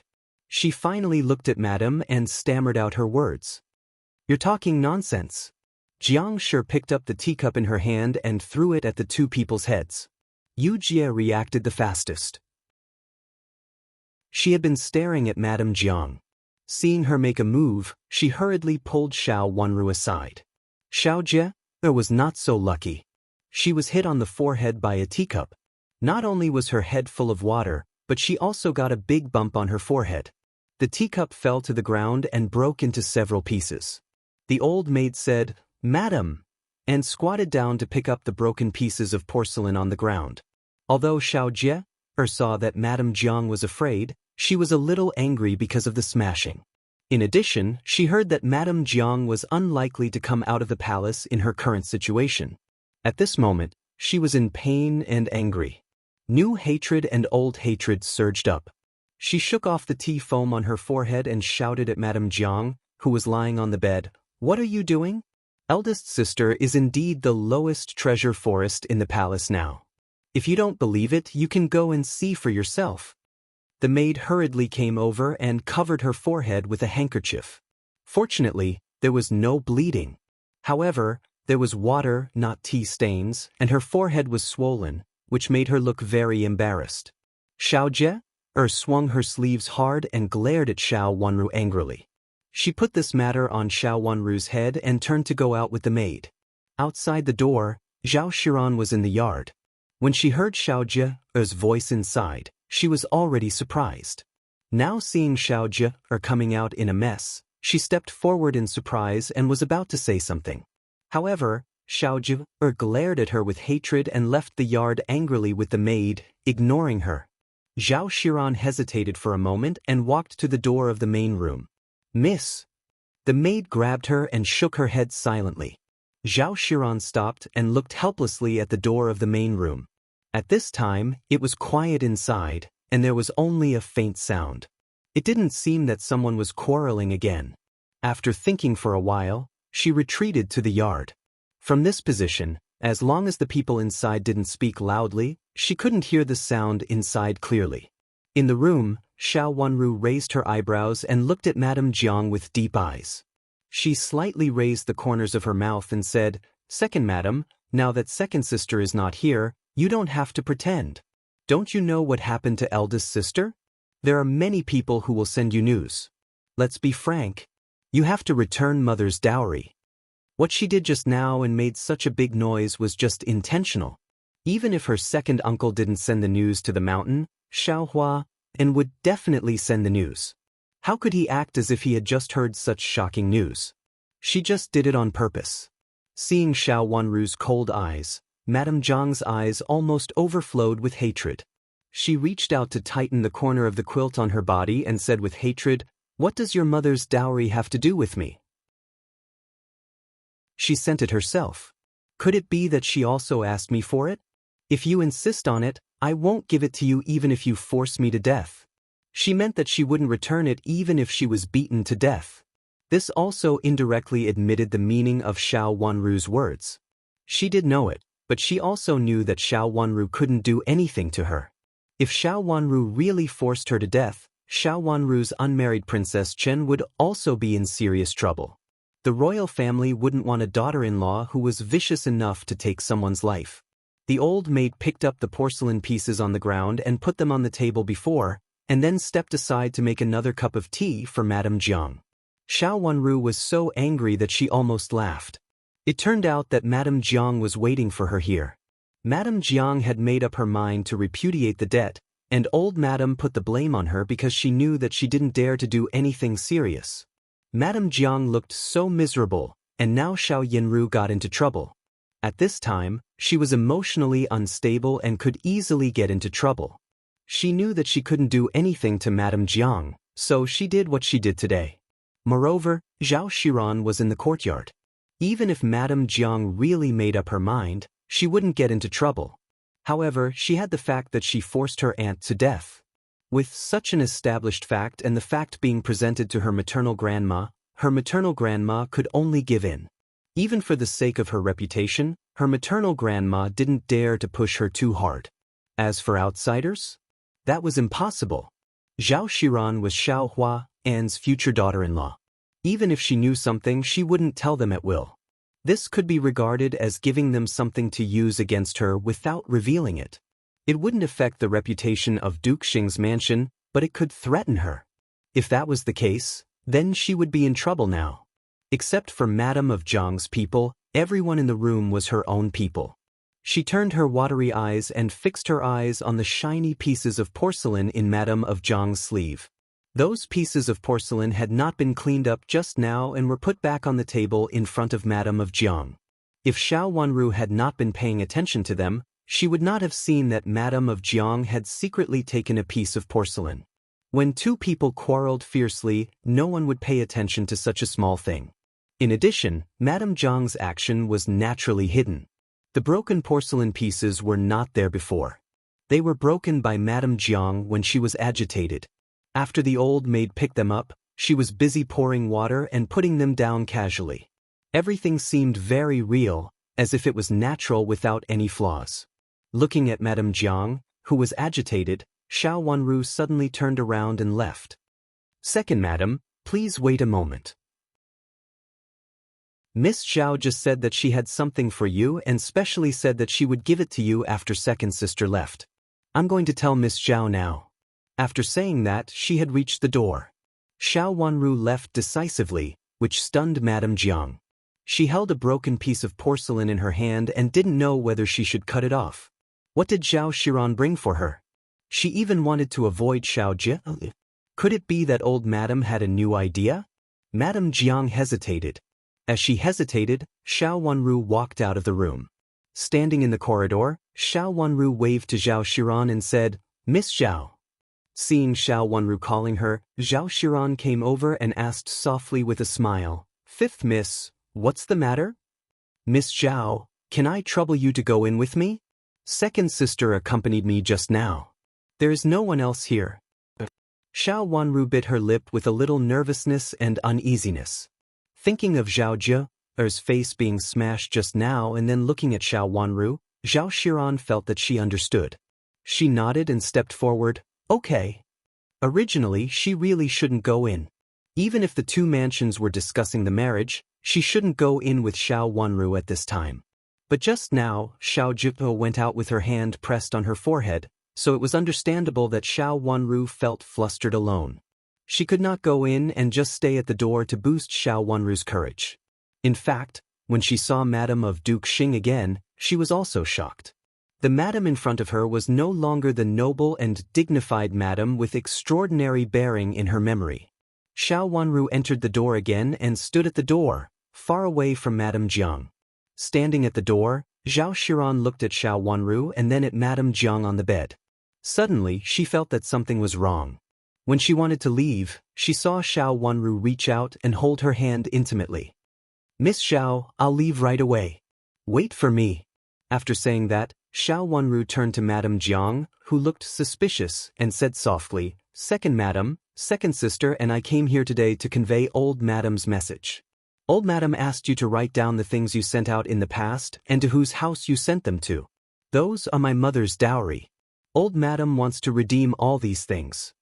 As for whose money was used to redeem them, Xiao Wanru and Madame Jiang both knew. With Old Madam's character, how could she spend her own money? Of course, it was Madame Jiang's money. After saying that, Xiao Wanru did not wait for Madame Jiang to say anything. She bowed to Madame Jiang and then left with Xiao Shiran. During the whole process, she was not angry at all. It sounded like she just conveyed a message on behalf of Old Madam.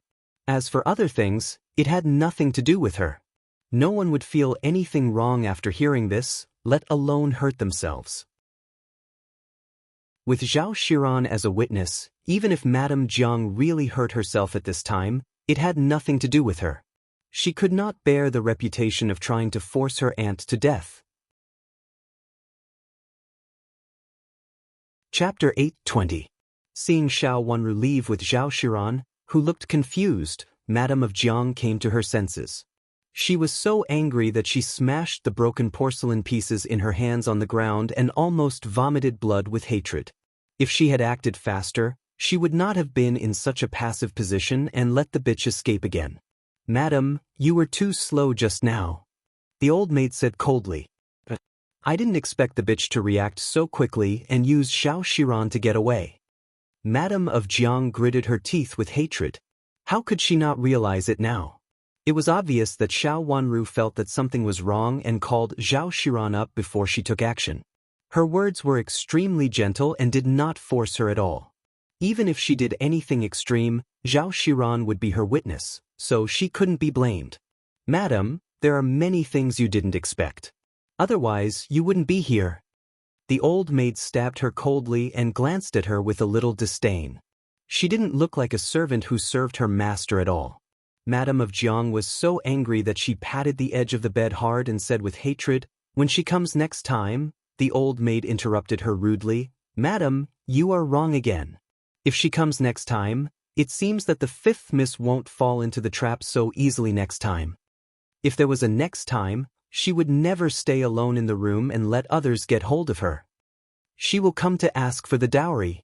Madame of Jiang said repeatedly, She will definitely come. She will definitely come. As long as Xiao Wanru came again, she would have a chance. If she had a chance to be alone with Xiao Wanru next time, she would directly take action without saying a word and then put all the blame on the bitch. She would force her aunt to commit suicide. Such a crime would be enough for the bitch to suffer. At least, she could not ask for all the things that fell into her hands. Madame of Jiang thought that Xiao Wanru would definitely come to interrogate her again. Old Madame had made it clear that this matter would fall on her now. She didn't believe that Xiao Wanru would be willing to give up Infanta Qinghua's dowry. As long as she came, she would have a chance. For her, such a plot was inevitable. But for Xiao Wanru, she would not give the Madame of Jiang the same chance since she had experienced it once. Fifth miss, what happened just now? Zhao Shiran looked at Xiao Wanru and asked softly. As they were walking back, Zhao Shiran thought of what had happened just now and asked one more question. After that, he smiled apologetically and said, "Fifth miss, don't mind it. I saw that second Miss Xiao was angry just now. It seems that something has happened." Xiao Wanru shook her head and said helplessly, "Miss Xiao, it's not a secret." Second aunt poured all the water on second sister and even smashed the cup on her head. Second sister was also angry and left. Xiao Zhiou was the daughter of a concubine, and she was the daughter of Madame of Concubine, who made a living under Madame of Concubine. Now Madame of Concubine had gone to the Yuhui nunnery to recuperate, but she still beat and scolded Xiao Zhi. She directly smashed Xiao Zhi's head with a swing of her hand. Along the way, Xiao Zhi had also lost her temper because of being smashed. It was believed that many people had seen it. Xiao Wanru sneered in her heart. If Madame of Jiang committed suicide when she was alone in the room, Xiao Zhi's matter would only be a trivial matter. Compared with Madame of Jiang's almost death, this kind of trivial matter could be easily smoothed out. In particular, Xiao Zhi, a villain who was like a fence-sitter, would immediately contradict herself as long as she was given some benefits. She would even contradict herself and say that she had done it. At that time, she would be even more unable to explain herself. If it really came to that, for the sake of her reputation, her maternal grandma could only make concessions again and try to smooth out this matter. It was clear at a glance who would benefit from it, and it would have little impact on the whole Duke Xing's mansion. This was the plot of old Madame and Madame of Jiang. She didn't expect that they would plot against her like this when they were not together. She had underestimated old Madame and Madame of Jiang. Madame of Duke Xing, is she always like this? Zhao Xiran gasped and said in a flustered tone. If she really married into Duke Xing's mansion, she would be Madame of Jiang's daughter-in-law. If Madame of Duke Xing was really such a person, it would be very difficult for her to be her daughter-in-law. I don't know, but I was really scared just now, so I asked Miss Zhao to be a witness. I was afraid that second aunt would make trouble again and it would be hard for me to explain. Xiao Wanru said with an apologetic face and explained her abnormal behavior of deliberately calling Zhao Xiran over just now. I'm fine. Zhao Xiran said softly and shook her head. However, she said it a little reluctantly. Anyone who saw their future mother-in-law being so fierce would be scared and feel a little uncomfortable. Miss Zhao, you can go back first. Madame Zhao should also be worshipping Buddha now, so you don't have to accompany me anymore. Xiao Wanru stood at an intersection and said with a smile. She didn't mean to speak ill of Madame of Jiang in front of Zhao Xiran. Since Madame of Zhao's mansion asked her and Xiao Jie to follow the carriage of Zhao's mansion today, the marriage between the two mansions had basically been settled. How could she persuade them with a few words? It had been a long time since she heard that the marriage had been settled.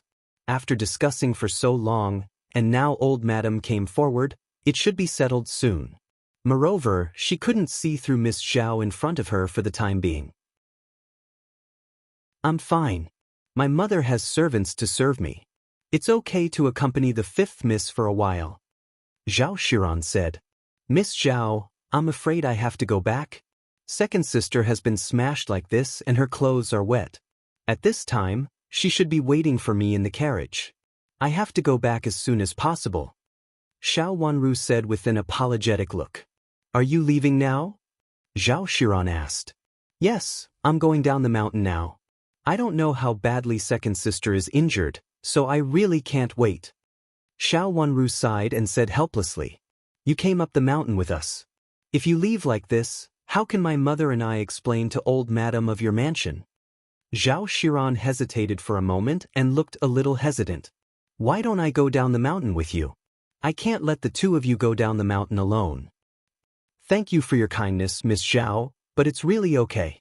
I've been on this road several times before, so I'm familiar with it. I have to find a clinic to treat second sister first. It's not good for her to be like this. Xiao Wanru shook her head and refused Zhao Xiran. Her words were reasonable, and Zhao Xiran couldn't come up with a way to object at the moment. She didn't know how badly Xiao Jie was injured, so she had no idea. She could only agree with Xiao Wanru and said, in this case, you should be careful when you go down the mountain. Okay, I got it. Xiao Wanru nodded and turned to leave with Yu Jie. Zhao Shiran watched Xiao Wanru leave with a smile, and then her face slowly darkened. Was Madame of Duke Xing really such a person? Her heart inexplicably became heavy. In the carriage, Xiao Jie looked angry. The tea foam had been cleaned up, but her clothes were still wet. She didn't come up the mountain for a banquet, so it was impossible for her to prepare an extra set of clothes. She saw a lot of people along the way. Fortunately, most of them were womenfolk. Otherwise, her reputation would be ruined. She pressed her forehead and saw Xiao Wanru come in and scathe. She couldn't help sneering and said, "Madam is very kind to fifth sister. She actually let you come back like this. Madam is kind to second sister. Second sister is second madam's daughter." Xiao Wanru said lightly and then sat down in the carriage. It was really ironic to say this at this time. Xiao Jie raised the corner of her eyes and said with a sharp look, "Fifth sister, what do you mean by that?" "I don't mean anything. I just feel a little sad. Even in the Yuhui nunnery, second madam doesn't know how to restrain her temper. How will she deal with it in the future?" Xiao Wanru said and looked up at Xiao Jie. Although Xiao Jie covered her forehead with a handkerchief, the red and swollen part was still clearly visible. "Second sister, you don't have to be angry. After all, second madam is the legal wife. If second sister's concubine is also the legal wife, second sister can be as favored as big sister." She said this casually, but Yu Jie's heart skipped a beat when she heard it. Xiao Wanru didn't seem to see Yu Jie's suddenly pursed lips and continued to say casually, "Third aunt is powerless now. She is in poor health. If there is someone who can share the burden for her, it will be a good choice. Originally, it would be enough to ask an elder to do this kind of thing today, but we didn't. It's because there is no other available person in the mansion." There was indeed no available person in the inner courtyard of Duke Xing's mansion now. Madame of the second branch, Madame Jiang, had been in charge of the inner courtyard, and several concubines dared not have other thoughts. As for the third branch, there was no one available. "Fifth sister, do you think third aunt needs help?" Xiao Jie suddenly looked better, and even showed a smile on her face as she asked Xiao Wanru.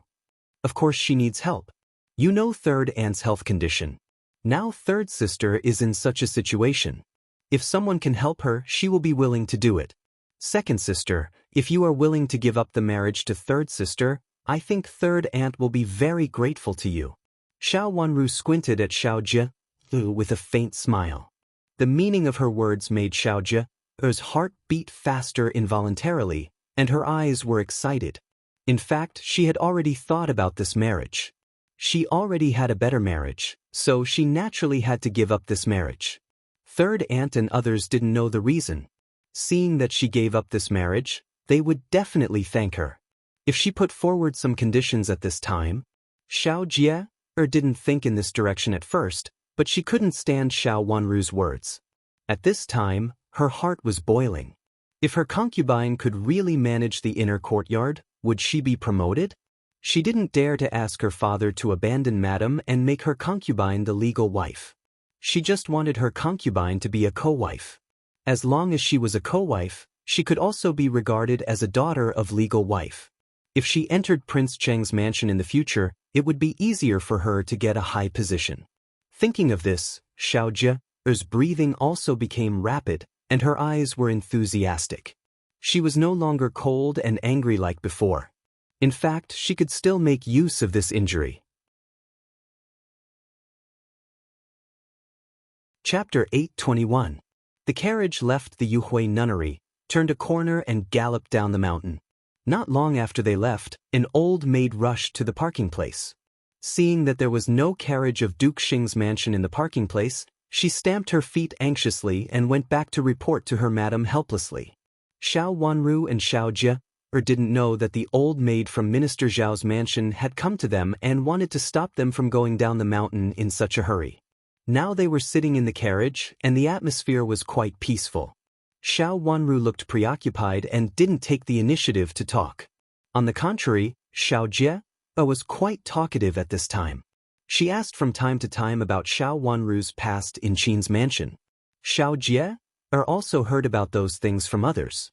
She didn't care about it at first, but now she suddenly became interested and asked very clearly. However, Xiao Wanru didn't seem to want to answer. Later, she got a little annoyed and said impatiently, "Second sister, be careful with your health. You'd better take a rest first. We'll find a clinic to treat you first. It seems to be a minor injury, but it may be a big one later." Speaking of the wound, Xiao Jie became nervous. She reached out to press her forehead with a handkerchief, which hurt a lot. She couldn't help but feel angry again. Madame of Duke Xing was so hateful that she beat and scolded her. When she was young, she asked the old maid to punish her just because she was a daughter of a concubine. If she were a daughter of the legal wife, she wouldn't dare to treat her like this. Among the misses of Duke Xing's mansion, she was the only daughter of a concubine.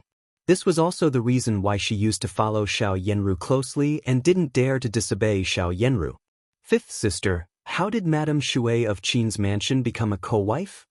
After going around for so long and changing so many directions, Xiao Jie finally couldn't bear it anymore and asked bluntly. Now it was a good opportunity. Madame of Duke Xing was basically useless. Her second branch had to have a capable madam. The more Xiao Jie thought about it, the more likely it was. Moreover, she had given up her marriage to her third sister. For this reason, third aunt had to help her concubine. Moreover, third aunt's health was not good. If someone helped her and didn't trample on her, third aunt should be willing. It's not easy to be a secondary wife. Madame D is in poor health and has been recuperating. Aunt Shui deals with all the affairs in the mansion. In the eyes of the servants, Aunt Shui is the principal wife. She goes out to socialize with others. Xiao Wanru closed her eyes slightly, leaned against the wall of the carriage and answered casually. Both of them were in poor health and were the secondary wives. In the end, Madame D was almost pushed out of the position of the principal wife. The servants in the mansion and people outside the mansion only knew Madame Shui. Who would remember the principal wife, Madame D? Wasn't this what she wanted? If Madame Shui could do it, so could his concubine. Xiao Jie fell silent, bit her lip, and thought about the possibility of such a thing carefully. She didn't dare to think about it before, but now she felt that it was just as since others could do it, so could her concubine. Moreover, she could help her. When Madame Shui became the secondary wife, she had no children to help her. Thinking of this, her heart calmed down. Originally, she didn't want to make a big deal out of the matter of Jiangshi injuring her, but now, she felt that it was better to make a big deal out of it. She reached out and pulled at her clothes. They were wet and hadn't dried yet. Although the innermost part of her clothes didn't seem to be wet, it was very uncomfortable to wear them like this. Her forehead was very painful and swollen with a protruding feeling, which made her feel very uncomfortable. But these discomforts couldn't compare with Xiao Jie's wild ambition at this time. Those thoughts that she didn't dare to think about entangled her like crazy weeds. Xiao Wanru's long eyelashes fluttered. Looking at Xiao Jie's excited and almost twisted expression through her long and curly eyelashes, she silently raised the corners of her mouth and closed her eyes. Xiao Jie's ambition was aroused. That was good. It was not good for her that Madame Jiang of Duke Xing's mansion dominated the family. Xiao Jie's injury didn't go to Duke Xing's mansion, so she first found a clinic for treatment. Seeing Xiao Jie, who was in a mess, being helped out of the carriage, all the people who saw it were talking about it. At first glance, they could tell that this miss didn't look very good. Her face was pale, and the servant girl covered her head with a handkerchief. The red and swollen part of her head couldn't be covered, which was very clear. At first glance, people could tell that water had been splashed on her. From Xiao Jie's outfit, people could tell that she was a miss from an aristocratic family with an extraordinary identity. Now that she was in such a mess, something must have happened. The clinic was at the city gate, and there were many people who saw it. Fortunately, it was winter. Although her outer clothes were wet, they didn't wet the whole clothes. Moreover, along the way, some parts seemed to be a little dry. Xiao Wanru, wearing a veil, helped Xiao Jie into the clinic with the servant girl. As soon as the doctor in the clinic saw their clothes, he knew that they were not ordinary people. He hurriedly invited them in and looked at Xiao Jie's wound. It was only a little broken skin, but because it was so swollen, it looked particularly serious. After giving her medicine, the doctor bandaged her wound. Yujie took the initiative to pay the consultation fee. "What's wrong with your miss?" The person who received the consultation fee was a schoolboy. He looked curiously at Xiaojie, who was still in the inner room, and asked. It was indeed rare to see a miss from an aristocratic family injured like this. Moreover, she had just come in from outside the city gate, so the schoolboy was full of curiosity. "It's not our Mississippi. It's our second Mississippi. She went up the mountain to see the madam of our Duke Xing's mansion today," Yujie said vaguely, looking unwilling to say more, and handed over an ingot of broken silver. The schoolboy's eyes lit up, and he became more interested. They often talked about the interesting things of Duke Xing's mansion. The first miss was the first beauty in the capital city, but it was a pity that she had entered the palace now. It was said that she was in a low position.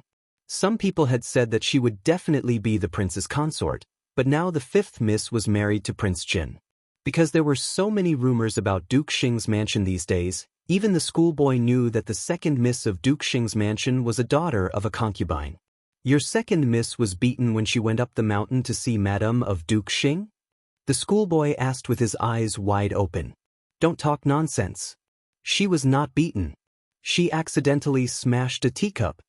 Yujie glared at him angrily, lowered her voice and scolded him. When she finished speaking, she found that she had let the cat out of the bag, so she hurriedly shook her head to signal the schoolboy not to talk nonsense. The schoolboy nodded, indicating that he would not talk nonsense.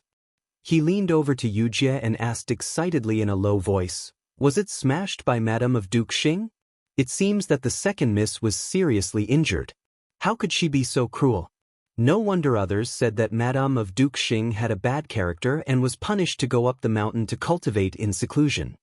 Being able to get such secret information, the schoolboy felt excited. If someone asked about it later, it would be exclusive news. "Don't spread it or I will have to be punished." Yujie had lost her tongue just now. At this time, she couldn't completely ignore the schoolboy's question, but she still had to warn him. "Don't worry. I am not the kind of person who talks too much. I just think that the second miss of your mansion looks a little pitiful. How could there be such a madam? She is too cruel." The schoolboy nodded repeatedly, indicating that he could not stand it anymore, so he asked in this way. "Today, our old madam asked us two misses to go up the mountain to see madam together. Unexpectedly, after a few words, she became like this." Bless. Yujie shook her head, seeming to be speechless. But when the schoolboy continued to ask, she did not say anything else.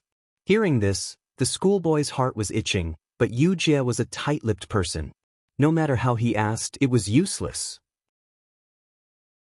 After paying the money, he returned to the inner room. The doctor inside was also telling Xiaojie, "Miss, be careful in the future. Don't touch water." "But when I was smashed by a teacup, I got a lot of water. What should I do?" Xiaojie looked flustered and said more casually than exhortation. The old doctor frowned. In fact, he was not willing to hear this kind of thing. There were many secrets in aristocratic families. The less people knew about this kind of thing, the better. "I'm talking about the future. Miss, you don't have to worry about the past. I have cleaned up the past for you," the old man said. "Is it really okay? Why does my head hurt so much? Will it cause other diseases?" Xiaojie reached out to cover her head and said with some pain, "This should be fine." The old doctor had just felt Xiaojie's pulse and felt that there was no big problem. He didn't think it was a big problem. It shouldn't have hurt his brain. "But it still hurts. Not only here, but also the back of my head. I don't know if I dodged when it was smashed and hit the door frame behind me." Xiaojie touched the back of her head with her hand again. The old doctor was speechless for a while. The back of her head hit the door frame, so the back of her head should also be hurt. He asked the servant girl to massage it gently. It seemed that it hurt here and there, so the old doctor did not dare to make a diagnosis at will. "I'm treating some simple diseases. If you really feel pain, you'd better invite a famous doctor or an imperial physician in the palace to have a look." The old doctor did not dare to make a diagnosis. Should I invite an imperial physician in the palace? Xiao Jie burst into tears. She wiped her tears with a handkerchief and cried. Or we can invite a famous doctor in the city. The old doctor thought that Xiao Jie was anxious and could not invite an imperial physician, so he said that it was difficult to invite an imperial physician. It was relatively easy to invite a famous doctor. Second sister, what do you think? Xiao Wanru said. It was up to Xiao Jie to make the decision. When they saw the clinic just now, it was Xiao Jie who took the initiative to cover her head and said that she couldn't stand the pain before getting out of the carriage for treatment. It was too far from the city gate and there were too many people. Xiao Jie sobbed a few more times and said in pain, let's go back first and ask Grandma to invite an imperial physician to have a look. I have a bad headache. It seems that something is shaking when I move. It's very uncomfortable. Okay, then let's go back quickly. Xiao Wanru nodded and reached out to help Xiao Jie up.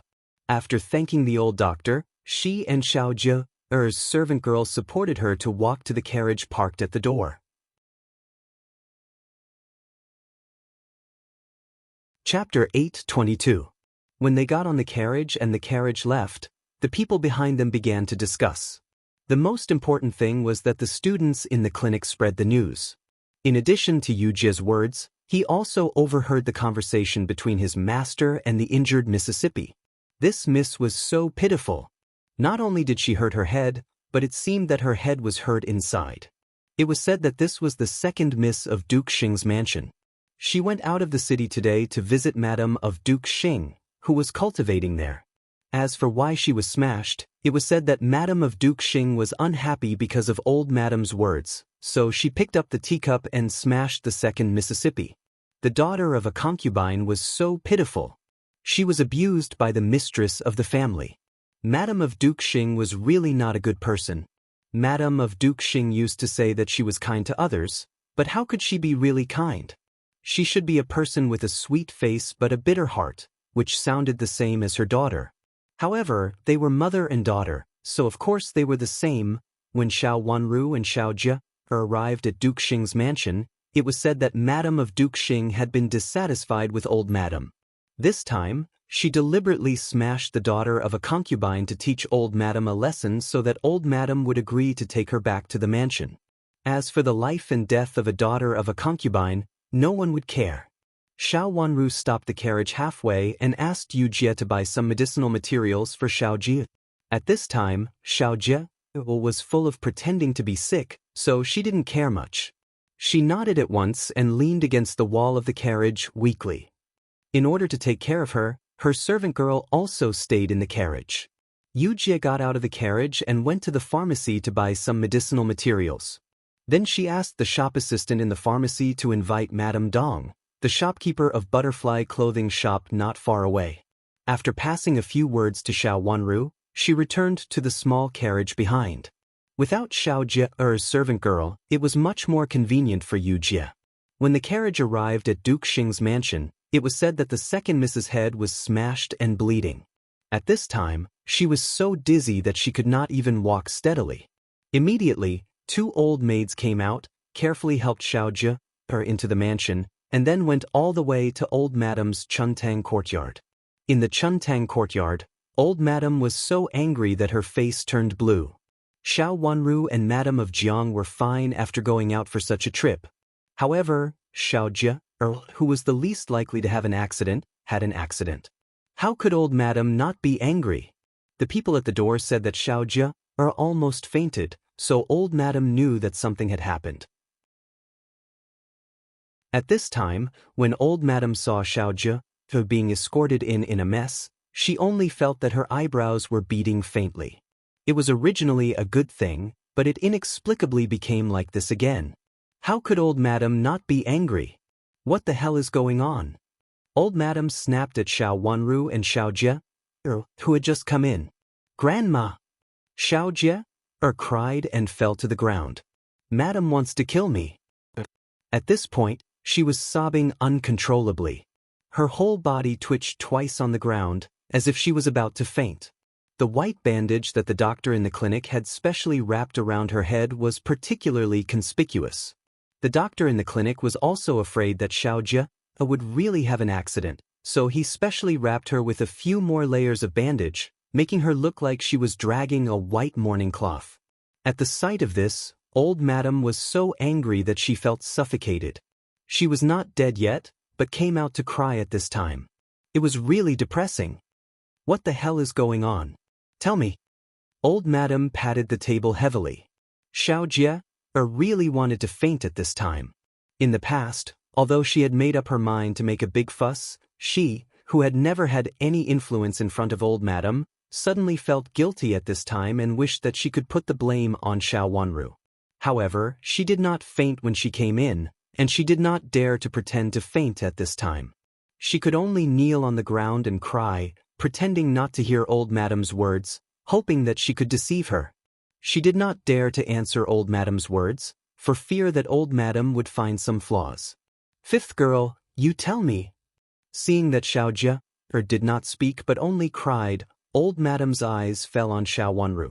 Compared with Xiao Jia, Xiao Wanru's expression was almost as calm as water. Seeing this contrast, old madam felt her heart twitch fiercely again. Shouldn't it be Xiao Wanru who cried at this time? Shouldn't it be Xiao Wanru who cried to her about her innocence? Madame of Zhao injured herself and was saved. At that time, only Xiao Wanru was in the room. In addition, what Xiao Wanru had ordered before, after connecting the dots, didn't it mean that Xiao Wanru wanted to force her elders to death for some of her mother's dowry? Miss Zhao of Zhao's mansion, who was guarding outside the courtyard, heard it clearly. Xiao Wanru could not explain herself, so she should cry in front of her at this time. But the fact was completely different from what old madam had expected. How could it be like this? Grandma, second sister and I didn't say a few words after entering the room, and second madam got angry. At that time, she picked up a teacup and threw it at second sister and me. I avoided it quickly, but second sister was hurt. After that, second sister left in tears. Miss Zhao Shiran and I conveyed grandma's words together and left. Xiao Wanru said simply. You went in with Miss Zhao? Old madam keenly caught some special meaning in her words. Nanny Yu, who was standing behind old madam, looked up at Xiao Wanru with the corner of her eyes twitching. She lowered her head, looked at the corner of the ground in front of her, and stood still. I went in with Miss Zhao. I was afraid that second madam would go crazy and hit me again, so I took Miss Zhao with me to boost her courage. Xiao Wanru nodded and said, Silly. This is a scandal of our Duke Xing's mansion. How can we let misses from other mansions join in the fun? Old madam patted the corner of the table hard, glared at Xiao Wanru and scolded her. Grandma, do you mean that I would rather be beaten by second madam and be like second sister than let others see second madam's crazy look now? Xiao Wanru analyzed coldly. Her words made old madam choke and speechless for a moment. Of course, she could not say that she would rather be like this. I heard that Sister Zhao Zhu is my eldest brother's future daughter-in-law and the future sister-in-law of our mansion. Moreover, Grandma also asked Miss Zhao to accompany us, which meant that she acquiesced to Miss Zhao. I thought that since Miss Zhao acquiesced, I took Miss Zhao in with me. Xiao Wanru said frankly, as if she really just thought so. Old madam felt suffocated in her chest and then suppressed it. She could only stare at Xiao Wanru with hatred. Xiao Wanru did not care about old madam's hatred and anger. After they looked at each other, Xiao Wanru showed a confused expression, as if she did not understand what she had done wrong until now. Old madam became more and more annoyed. Did you say what I asked you to say to Madam of Duke Xing's mansion? I did as Grandma said. Xiao Wanru nodded and said, What did she say? Where did those things go? Old madam said with a trace of gloom in her eyes. She slowly restrained her anger. As long as this matter could not be solved, Xiao Wanru still had to go to Yuhui Nunnery. At that time, there would still be a chance. Thinking of this, she also calmed down. Second madam did not say anything, but she looked a little angry. I was afraid that something would happen, so I took first Miss Zhao out with me. Xiao Wanru said. Then you go again next time. This matter has to be solved. Old madam ordered with a sullen face. Tomorrow. I will ask someone to accompany you there tomorrow. This time, you must get the correct answer from Madam of Duke Xing's mansion. If she does not say it, you can ask again. We can solve the matter after getting the answer. She intended to let Xiao Wanru come to Madam of Duke Xing's mansion again. Xiao Wanru sneered in her heart. She slightly raised the corners of her mouth and showed a cold smile. Grandma, it's useless for me to say those words. Second Madam will not listen to me and will be angry with me. Who else can go if not you? All the people in the mansion are old, sick, and injured. They can't solve the affairs in the mansion, so how can they deal with the affairs outside the mansion? Old Madam said angrily.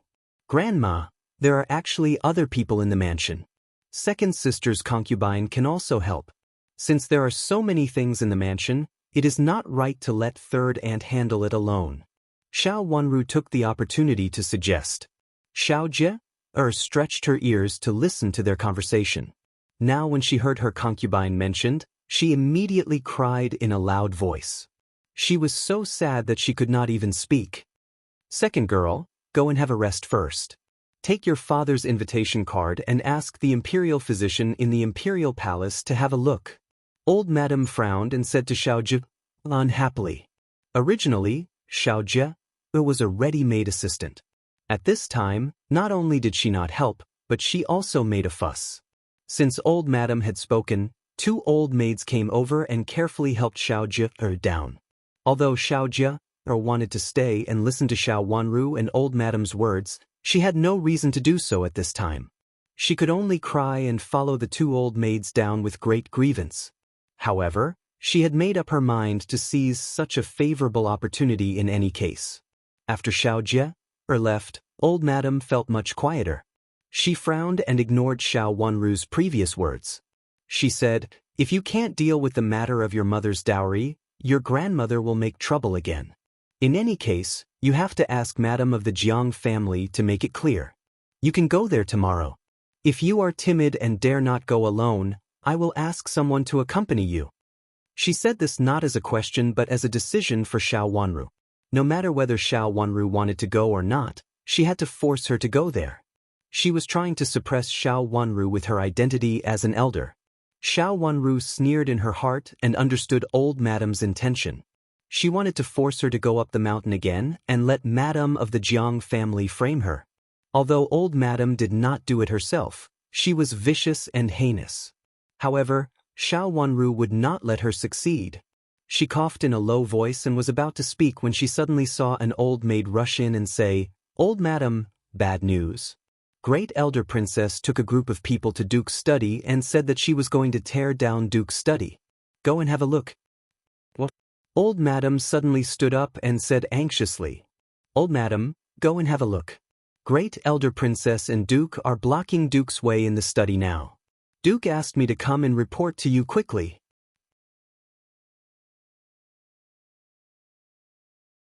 Chapter 8:23. Old Madam rushed to the study angrily.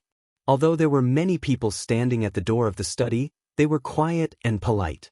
Seeing Old Madam coming over, all the maids and old maids bowed respectfully. It could not be seen that the old maids in the mansion had come to report before.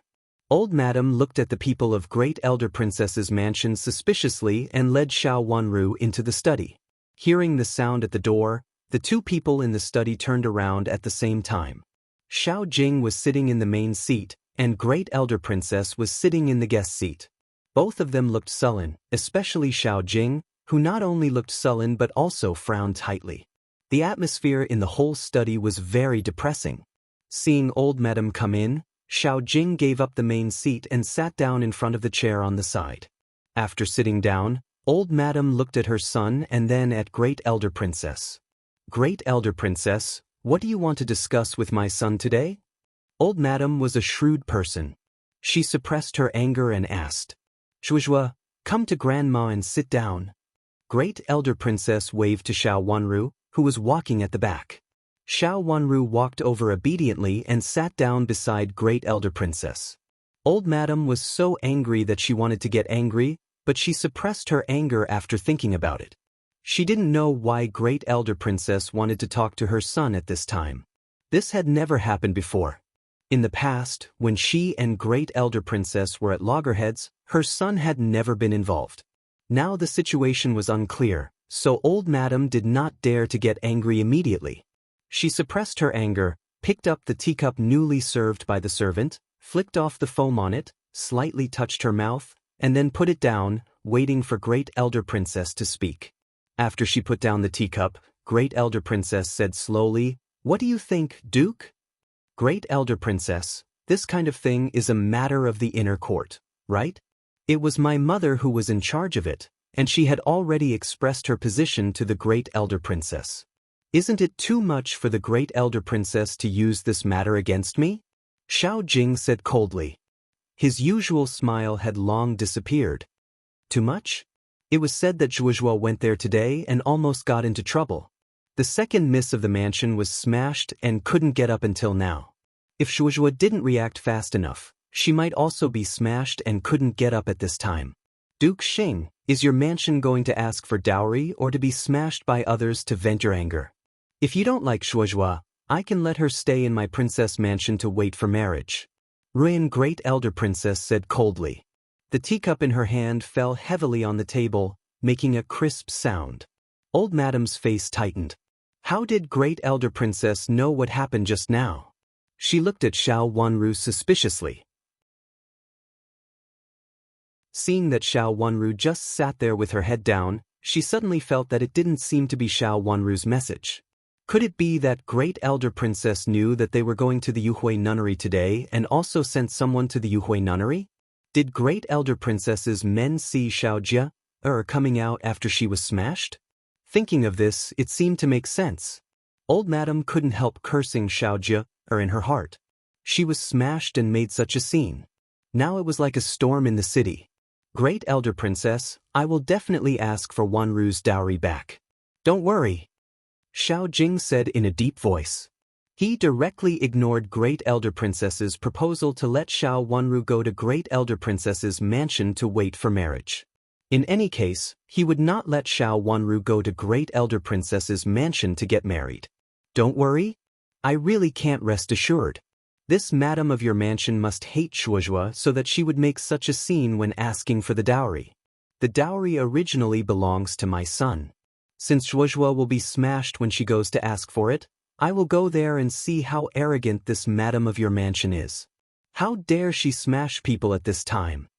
Great Elder Princess did not give in. This kind of thing can be said to be unheard of and unheard of. The emperor has to report that the madam of the second branch of Duke Xing's mansion not only seized the dowry of the first branch of Duke Xing's mansion, but also desperately refused to give in and wanted to leave the dowry to the second branch of Duke Xing. Duke Xing really married a good wife who protects her husband. Unfortunately, she is too tyrannical. Old Madam understood. Her face changed dramatically and she looked nervous. Great Elder Princess meant that she wanted to expose this matter that could be handled in the backyard to the front court. "Great Elder Princess, this is a backyard matter. You can come to me. There is no need to make things difficult for my son." Old Madam interrupted. "Old Madam, you are wrong. This is no longer a backyard matter. Many objects in my son's dowry were made in the palace. This madam of your mansion has never returned them. I have reason to suspect that she has ulterior motives. For this kind of thing, the emperor cares the most. How can I not report it?" Great Elder Princess turned her eyes and fell on Old Madam. She sneered and did not intend to give in. Old Madam was so angry that her face turned blue. She understood the meaning of her words. She actually implied that Duke Xing's mansion had the intention to be disobedient. How could Duke Xing's mansion bear such a heavy accusation?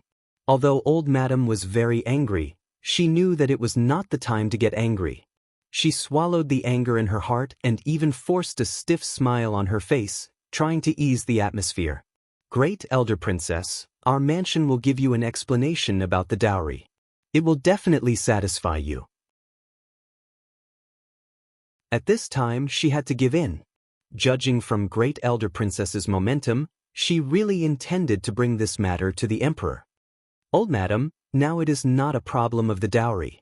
I have reason to suspect that the second madam of your mansion has always been malicious to my son. Since she wants to occupy my son's dowry, it is very likely that she has done something after my son returns to the mansion. My son died after giving birth to Hao. Maybe she has done something. When Great Elder Princess said this, she was sad and her eyes turned red. She did have this reason to suspect it.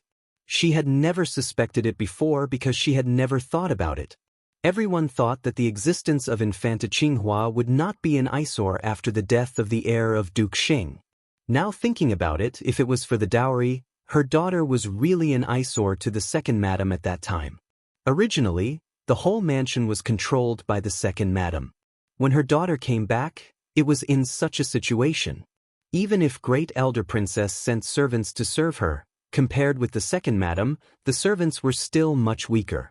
It was very easy for the second madam to do something secretly. I will report it to the emperor and ask him to investigate this matter again. The second madam of your mansion is so tyrannical, and she has to leave the court. If it is found out that my son's death is really related to her, she will have to pay with her life, and your Duke Xing's mansion will also be guilty. Great Elder Princess said with hatred. Xiao Wanru lowered her head, her eyes slightly red, and her cherry lips tightly pressed into a line. Originally, she had sent a letter to Great Elder Princess to say so in order to force Duke Xing's mansion. Now hearing Great Elder Princess's words, her heart suddenly moved, and she inexplicably felt a little sad and suspicious. Was it really the reason? She clenched the handkerchief in her hand tightly and then slowly let it go, with her eyes cold. Great Elder Princess, don't worry. We won't lack Infanta Qinghua's dowry. You can quote a price for the part that doesn't match. Our mansion will definitely compensate for it even if we have to spend everything we have. My eldest brother is dead, and Wanru is his only daughter, so she should do the same. I don't know what happened before. If I knew, I would never allow such a thing to happen. Xiao Jing stood up, bowed respectfully to Great Elder Princess, and said frankly. His words were very straightforward, and he did not evade at all. He took all the responsibility. Old Madam was so anxious that she wanted to stop him. If it was really filled in, a small half of Duke Xing's mansion's property would be gone. Xiao Jing winked at Old Madam, telling her not to stop him. Old Madam had no choice but to frown and lower her head. Xiao Wanru watched the scene calmly, and her eyes became colder and colder. Although Old Madam was domineering, she obeyed her second uncle's words. The meaning of this was definitely worth investigating. In the past, her second uncle didn't care about anything, as if he didn't know anything. He seemed to have a good temperament and was obedient to Madame Dowager. Even if he was deceived by others, it was understandable. Now it seemed that this second uncle was not so easy to be deceived. He was also very strong-willed. The so-called obedience to Madame Dowager was just on the surface. Great Elder Princess looked at Xiao Jing coldly and did not intend to let him go. Duke Xing, the Jiang family is also involved in this matter. Whether the Jiang family framed my son or not, you have to give me an explanation. Rest assured, Great Elder Princess. You can directly investigate it. If it is really related to the Jiang family, our mansion will never let it go. Xiao Jing said with a solemn face. His words were extremely benevolent. If Great Elder Princess continued to harp on this matter, it would seem that she was too harsh. After all, the Jiang family was not in a good situation now. She had already been sent away. Xiao Jing had no reason to defend the Jiang family. Hearing his words, Great Elder Princess's face was still gloomy, but she did not pursue the matter further. The Empress Dowager means that the marriage between Zhuozhua and Prince Chen is a little earlier than that of other princes. The Imperial astronomer has set the date, and it will be sent to your mansion in a few days. Time is very tight. The dowry in your mansion should be returned as soon as possible. Zhuozhua can't go out recently, so embroider more dowry. The Empress Dowager means that it's better for Zhuozhua to make more dowry for Prince Chen herself. Hearing the mention of the Empress Dowager, Xiao Jing became more respectful. This is what we should do. There are also embroidery maids in our mansion. We can also pick good brocade from outside and let them embroider it. It's okay for Prince Chen to do it herself. That's the best. I also have some things to send over. They will be added to Zhuozhuo's dowry. Great Elder Princess stood up. She had achieved her purpose of coming here today. At this time, she did not want to see old Madame's gloomy face. I'll see Great Elder Princess off, Xiao Jing said. Duke Xing, you are too polite. Just let Zhuozhuo see me off. Great Elder Princess took Xiao Wanru's hand and said, Wanru, see your grandma off. Xiao Jing looked at Xiao Wanru kindly and said. Xiao Wanru nodded submissively, bowed to Xiao Jing, and was pulled out by Great Elder Princess.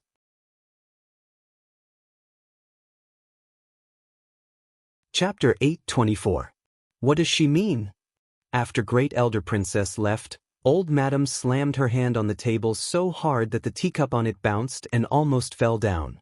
Xiao Jing looked around the room and found only Nanny Yu standing behind old Madame. He also sat down, picked up the teacup in front of him and took a sip. Great Elder Princess is threatening us with the Jiang family's affairs. Threatening us? It's none of our business.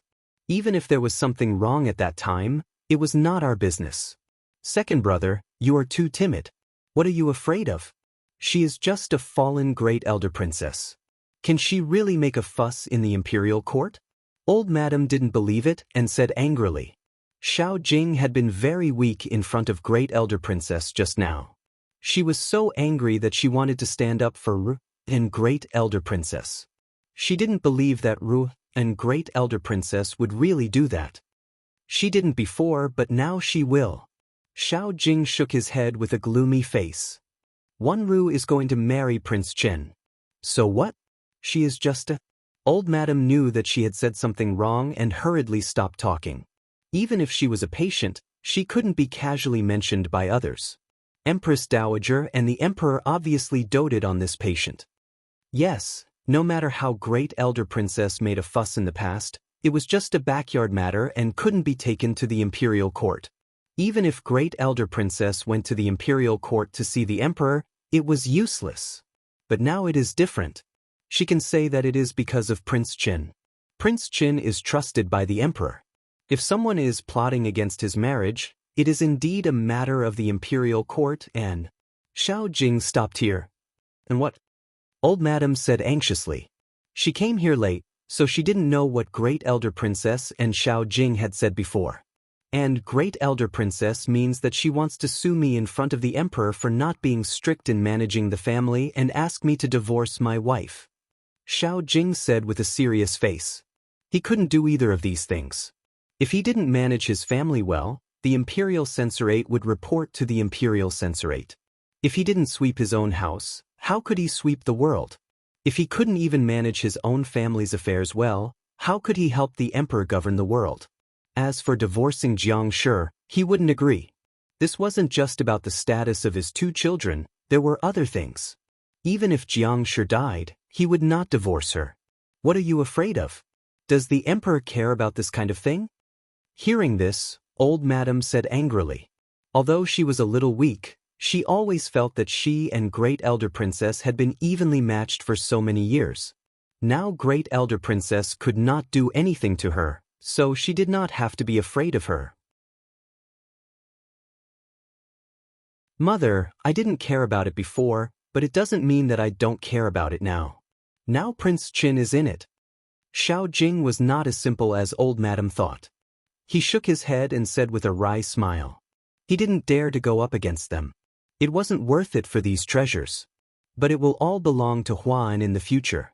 You have ruined the mansion. How can you explain it to him?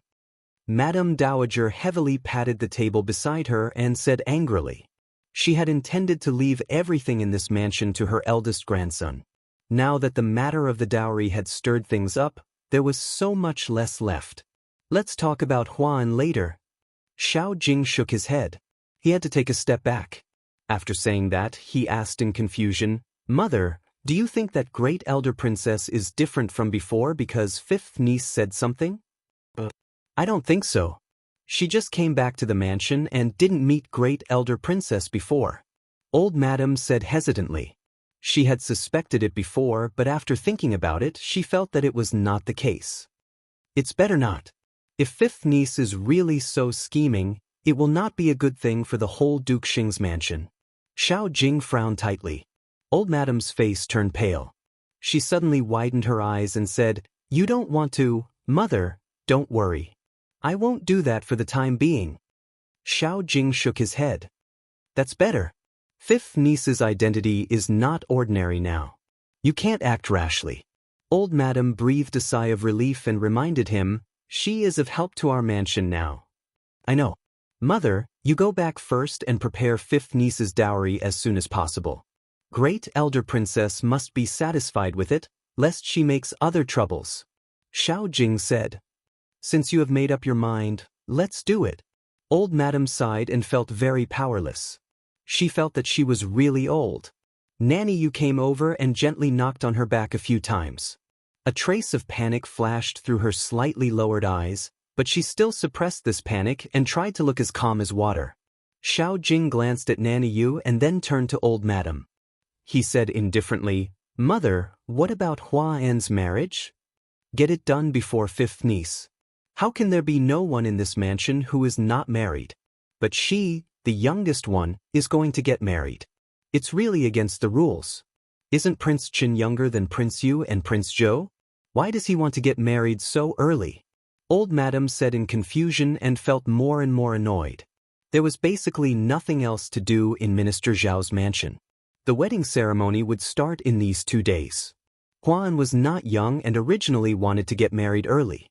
However, Xiao Wenru got married so early. As the eldest brother, he was in a hurry to get married. It seemed that he was in a hurry to get married. There were not enough embroidery maids in the mansion. There were some for Xiao Huan and some for Xiao Wenru. It seemed that they had to find more embroidery maids from outside, and the embroidery products ordered from outside could not be less. As long as she thought that these troubles would eventually fall on her, Old Madam felt a headache.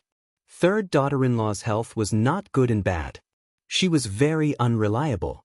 Ask concubine Lu to manage things. "I'm old and there are always times when I can't do it," Old Madam said. Concubine Lu was Xiao Jie's biological mother. "Okay, Mother, I will ask her to help third sister-in-law." Xiao Jing nodded, but his thoughts fell in another direction, and he frowned tightly. Xiao Wenru accompanied Great Elder Princess all the way out. The servant girls and old maids were a few steps behind them, so they couldn't hear their whispers. "Grandma, could my mother really be?" Xiao Wenru bit her lip and said the doubt in her heart. This idea became stronger. "Zhuozhua, don't worry. I will find out. If your mother really died unjustly, I will definitely not let them go. I will not let anyone in Duke Xing's mansion off." Great Elder Princess gritted her teeth and said, although she was strong, her eyes were slightly red at this time, but she still held her delicate granddaughter and comforted her. Originally, it was just a reason to force Xiao Jing. Now, like Xiao Wenru, Great Elder Princess also thought it was very possible. Madam of Duke Xing regarded money as her life, and she was so tyrannical that she might really hurt her daughter. When her daughter came back with the posthumous son of heir of Duke Xing, the whole Duke Xing's mansion treated her like a treasure. Even though her daughter was unconscious, she was still tightly protected. Thinking of it now, it was actually normal if she really did something. Great Elder Princess squeezed her granddaughter's cold little hand and said with concern, "You should be careful in the mansion. You can't let anyone see through your mind. Grandmother thinks that your second uncle is not a simple person. I really underestimated him in the past. I thought that he was only accepted by many people because he was amiable." Great Elder Princess squeezed her granddaughter's cold little hand again. She had lost a daughter, so she couldn't lose her only granddaughter. "Grandma, don't worry. I will be careful."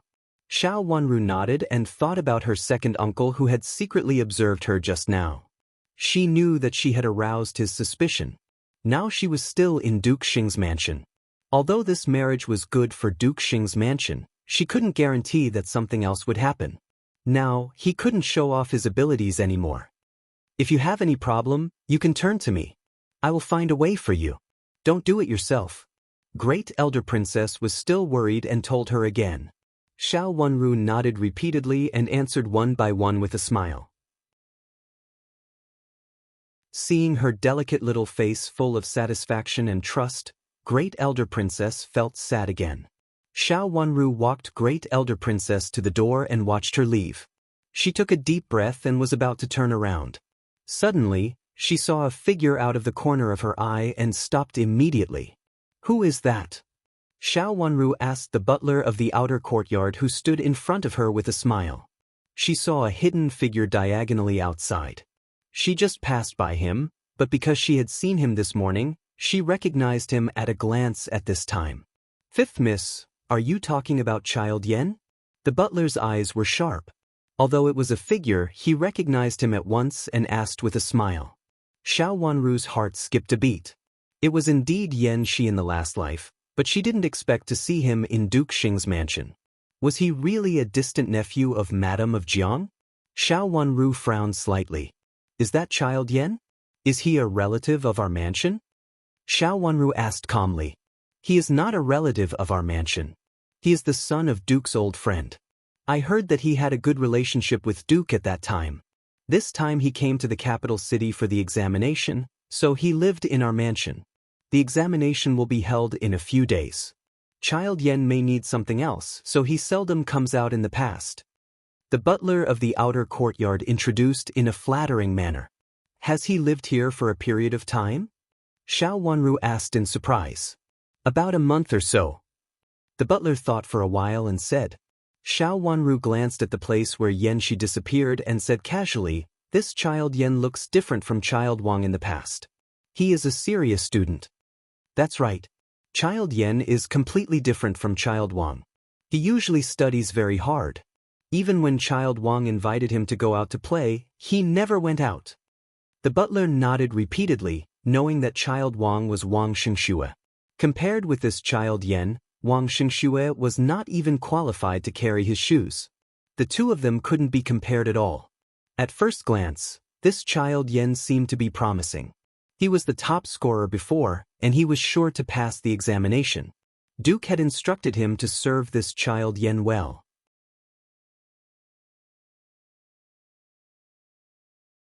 Chapter 825. Is Child Wang very familiar with Child Yen? Xiao Wanru was about to walk into the mansion when she heard the servant's question. In her last life, she didn't know that Wang Xingxue and Yen Shi were very familiar with each other. Not very familiar with each other. Child Wang came to visit Child Yen a few times, but Child Yen only went out with Child Wang once or twice. The butler curled his lips and said, "Everyone in Duke Xing's mansion didn't like Child Wang very much, but the masters didn't forbid him from coming, so the servants in the mansion turned a blind eye to it." "Did Child Wang also come here today?" Xiao Wanru suddenly thought of something and asked. "Yes, he came here in the morning and then went out with Child Yen. He just came back." The butler nodded. Xiao Wanru didn't ask any more questions and asked the butler to go about his business. She walked slowly into the mansion with Yu Jie. After seeing Xiao Wanru off with a smile, the butler hesitantly looked in the direction where Xiao Wanru went and then looked at the place where Child Yen disappeared. He felt that the fifth miss paid a lot of attention to Child Yen today. After thinking for a while, the butler felt that it was appropriate to report it. The fifth miss had never paid attention to others, and her behavior today was really abnormal. In the next few days, Xiao Wanru was really busy packing up things and sewing clothes for Chu Luchan. The Imperial astronomer set the wedding date in 2 months. It was indeed very tight for the royal family to finish the wedding ceremony in only 2 months. However, it was because of Prince Qin, so everyone felt that it was not so surprising. After all, Prince Qin was a well-known invalid. Now that the marriage had been arranged, of course, it had to be carried out as soon as possible. The whole Duke Xing's mansion was in a mess because not only Xiao Wanru's marriage, but also Xiao Hua An's marriage. This marriage was set in a month, 1 month earlier than Xiao Wanru's marriage. Xiao Hua An was 18 years old. In fact, there were many people who got married at his age, and some of them even had children. He didn't get married so early because he had been studying abroad and was not in Duke Xing's mansion. After returning to Duke Xing's mansion, he devoted himself to taking care of his parents, so he delayed his marriage. Although it had not been officially settled before, many aristocratic families knew that Duke Xing's mansion was going to be engaged to Minister Zhao's mansion. At this time, although it was only a month before the official marriage, everyone felt that it was normal. Maybe the two mansions had prepared everything in advance. After all, the first miss of Minister Zhao's mansion was not young anymore. However, because of Xiao Wanru's marriage, Xiao Hua's marriage was urgent. Concubine Zhao, Xiao Jie's biological mother, was in charge of the business with Third Madam. Third Madam's health was still not good, but Xiao Caihuan's face was much better, but there was still a scar on her face, which had not disappeared for a while. Now she was slowly taking medicine, and no one knew what would happen next. It was said that the imperial physician was not sure now, so he could only take medicine for the time being. In order to order embroidery, Duke Xing's mansion invited a lot of embroidery shops, including Nanny Dong. She entered the Piaoyun courtyard with a few embroidery maids to help Xiao Wanru customize the clothes needed for the wedding. As for the embroidery maids from other places, they were sent to Xiao Hua's new bridal chamber. This time, the new courtyard did not obviously cross the boundary, and even seemed a little remote and inconspicuous. Originally, Madame Dowager wanted to choose one of the manors of the first branch as Xiao Hua's bridal chamber. However, after Great Elder Princess came here once, Madame Dowager calmed down. Because of Great Elder Princess's tough attitude, Madame Dowager did not dare to act rashly. The bridal chamber was temporarily booked. Old Madame had another idea. She wanted to ask Great Elder Princess for Xiao Yuanhao. Old Madame had repeatedly hinted about it in front of Xiao Wanru. However, after Great Elder Princess's visit, Old Madame didn't mention it again. Xiao Wanru knew that Great Elder Princess was talking about the Zhang's matter again, so she told Old Madame to give up this idea. If the Emperor really reported what had happened to the Zhangs that day, and the Emperor was still willing to interfere, it would be easy to find out that it was Old Madame, and it would be easy to accuse Xiao Jing of not being strict in managing the family. For this reason, Old Madame did not dare to go too far. She had to give in on Hao's matter and promised Great Elder Princess not to let Hao return to the mansion for the time being. He would stay in Great Elder Princess's mansion for a period of time and return to Duke Xing's mansion when he grew up. Xiao Wanru quietly embroidered all kinds of things in the room every day. Fortunately, it was not difficult for her. When she was in the Deputy Prime Minister's mansion in her last life, she had nothing else to do except embroidery. She was not a stranger to embroidery, so she could sit quietly. She embroidered in the main room, while Nanny Dong and a group of embroidery maids were in the wing room. Sometimes Xiao Wanru specially called Nanny Dong over. In the eyes of others, they also thought that Xiao Wanru was not very proficient in embroidery, so she specially called Nanny Dong over to have a look. There were so many embroidery maids in the mansion, but no one expected that Nanny Dong was originally Xiao Wanru's maid.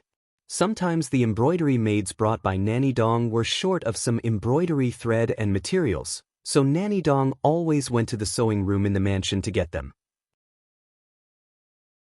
Nanny Dong was a very neat person, so she became familiar with many people in the mansion for a while. It was more convenient for her to inquire about information than Xiao Wanru's maids in the open. Time passed quickly. Xiao Wanru sewed a lot of things here, and Xiao Hua also had a lot.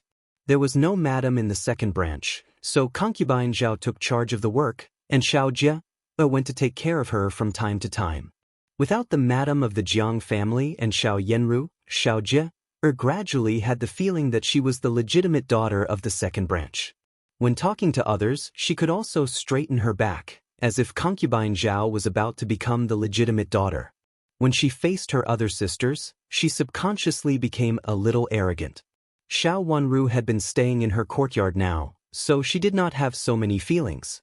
Moreover, from the very beginning, she had known that Xiao Jie was a mean person who became arrogant when she succeeded. She was about to leave Duke Xing's mansion, so Xiao Jie really didn't care about it. Compared with Xiao Yenru, Xiao Jie was much easier to deal with. With Xiao Jie stirring up trouble, it was only good for her. She secretly planted Xiao Jie, an unknown factor in Duke Xing's mansion, so that she could intervene in the affairs of Duke Xing's mansion in the future. After all, a married daughter could not be in charge at will.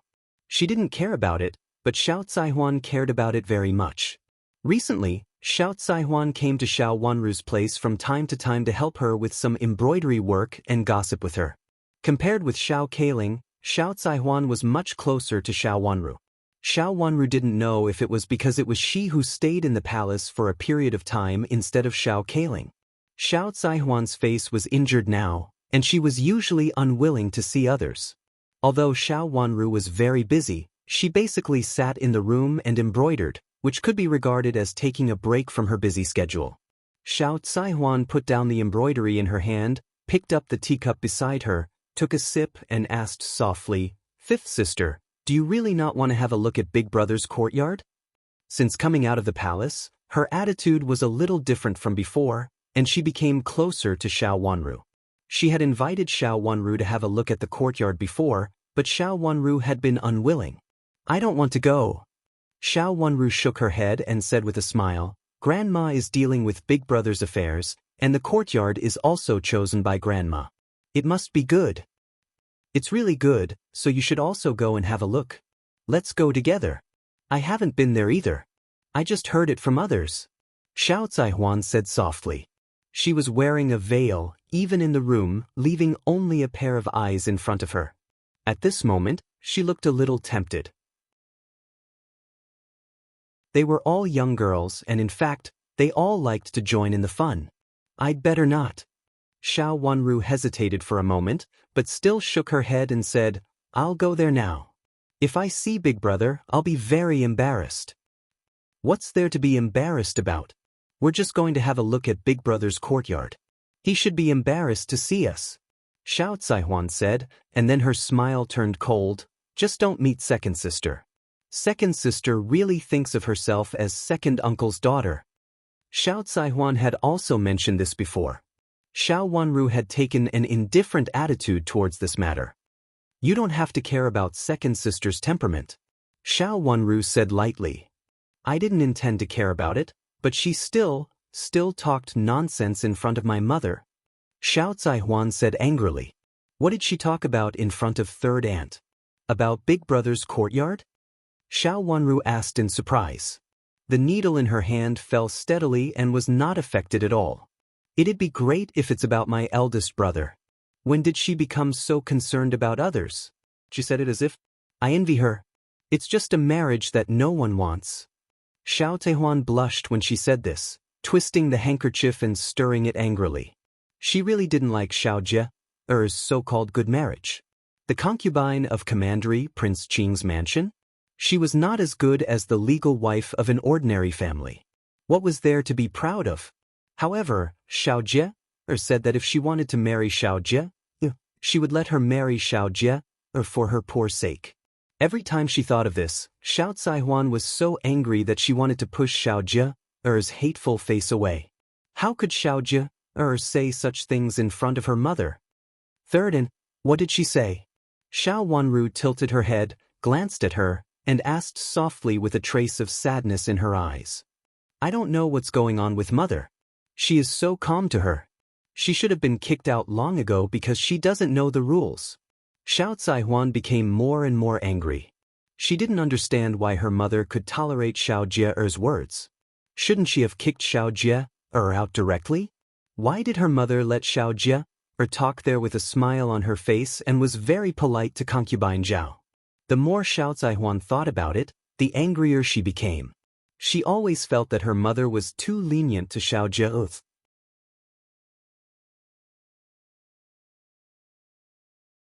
Chapter 8:26. Even if second aunt was not here now, it was not Xiao Jie's turn to criticize the second branch. Big Brother was going to get married soon, and first aunt would support the second branch. Xiao Jie, a daughter of a concubine, was nothing. Except for Xiao Jie, all the others in Duke Xing's mansion were daughters of lineal descent, so how could they like Xiao Jie? Second uncle has no other daughters now. Now big sister is not here. For second uncle's sake, second sister also has more dignity. Even grandma treats second sister better, let alone us. Xiao Wanru answered very calmly and didn't care much about Xiao Jie's affairs. That's true, but she is really... Xiao Caihuan was a little angry. She took a deep breath and suppressed it. She shook her head and said, "Forget it. Let's not talk about her. I get angry when I talk about her. I don't know what's wrong with her. She's talking nonsense." Xiao Wanru looked sideways at Xiao Zaihuan's face and smiled slightly. Did this mean that she didn't know the specific details of the marriage that Xiao Jie mentioned, or that she was dissatisfied with this marriage? In Xiao Jie's eyes, Commandery Prince Qing's concubine was a good match, but in Xiao Zaihuan's eyes, it was not necessarily so. Although Xiao Zaihuan's face was injured now, she didn't know what would happen in the future, and she was old. But if there were other possibilities, she would definitely not choose Chu Qing. But why did she tell her about this? Xiao Wanru blinked her watery eyes twice to hide the doubt in them. When she looked up again, there was only a faint smile left, a little cold and distant. She had no friendship with Xiao Zaihuan. In the Imperial Palace, Xiao Zaihuan also helped Xiao Yinru plot against her, but in the end, she suffered from her own actions. Now she was also looking at her and didn't know the truth, so she behaved so intimately to her. Xiao Wanru had always been very wary of those who had framed her. She didn't think that the two of them could talk about such private things intimately now. Fifth sister, let's go and have a look at Big Brother's courtyard. Although it is newly renovated, it is still very good and not worse than other courtyards in our mansion. First sister-in-law will be satisfied with it when she marries in the future. Xiao Zaihuan said again and reached out to pull Xiao Wanru's embroidery shed, which made the thread in Xiao Wanru's hand loose. Fifth sister, I'm sorry. I'll help you redo it later. Seeing that she had messed up, Xiao Zaihuan said humbly and put down her hand. Xiao Wanru shook her head, put down the embroidery shed that she had just picked up and said, "Third sister, you are too polite. It doesn't matter." Xiao Zaihuan had helped her a lot in the past 2 days. How could she let her help her again because of this small matter? Fifth sister, are we really not going to take a look? Just take a look.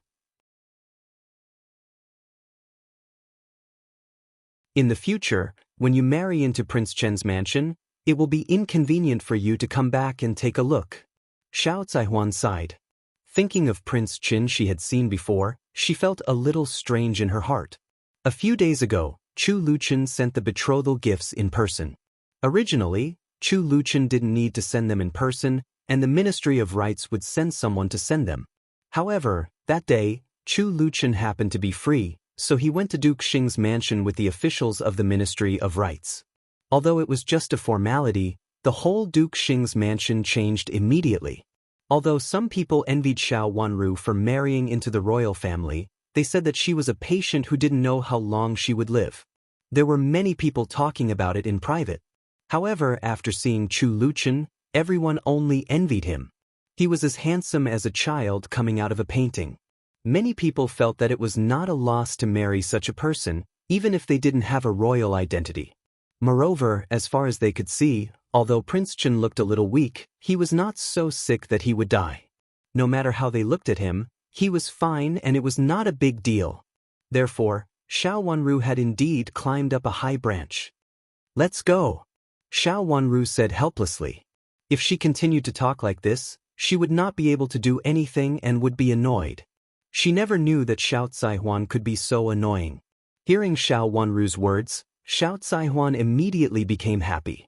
They cleaned up a little and walked to Xiao Hua's bridal chamber together. Along the way, there were many servant girls and old maids who went in that direction. They were in a hurry and were busy decorating Xiao Hua's bridal chamber. Xiao Wanru didn't know the specific courtyard where the bridal chamber was located, but Xiao Zaihuan knew it. They came all the way. When they saw the courtyard, Xiao Wanru frowned slightly. This courtyard was a little different from what she had imagined. She had thought that although it was not as good as her Piaoyuan courtyard, it should at least be better than other courtyards. However, the courtyard she saw now was very ordinary, which was really surprising. In the courtyard of Duke Xing's mansion, the Piaoyuan courtyard became Xiao Wanru's courtyard because of the special situation. It was the best courtyard in the whole mansion. As for the other courtyards where old Madame lived and the courtyards where Madame Jiang lived, they were also excellent. The courtyard in front of them was even smaller than Madame Jiang's courtyard, and its geographical location was very ordinary. Is it like this? Xiao Zaihuan also looked surprised. She had been here before, but had long forgotten the specific appearance of the courtyard. At this time, when she saw it, she couldn't help but mutter to herself. Then she turned to an old maid on the side and asked her servant girl to call her over to ask, "Is this the bridal chamber that the first young master wants to decorate?" Xiao Zaihuan asked. After seeing the two misses, the old maid nodded with a smile and said, "This is the first young master's bridal chamber. It is still being decorated, and second miss is helping to arrange it inside." "Is there no other empty courtyards in the mansion?" Xiao Zaihuan asked the question in her heart. Such a courtyard was really not worthy of Xiao Hua's identity as the eldest legitimate son. It was too ordinary and looked similar to Xiao Zaihuan's courtyard. The third branch was much weaker than the second branch in Duke Xing's mansion, so they certainly didn't choose a good courtyard. "Oh no. Third miss, if you want to know, you can ask second Mississippi. She is in charge of this matter, and I heard that it was second miss who helped to choose it." The old maid stammered. As a servant, she really didn't know this kind of thing. Although she, as a servant, also felt that this courtyard was a little small and undignified, she just did what the masters in the mansion had decided. "Come on, let's go in and have a look." Seeing that she couldn't ask anything, Xiao Zaihuan let the old maid go and said to Xiao Wanru. Xiao Wanru nodded and followed Xiao Zaihuan into the courtyard. The courtyard was even more lively. A large group of servant girls and old maids were moving a large wardrobe and carefully moving it inside.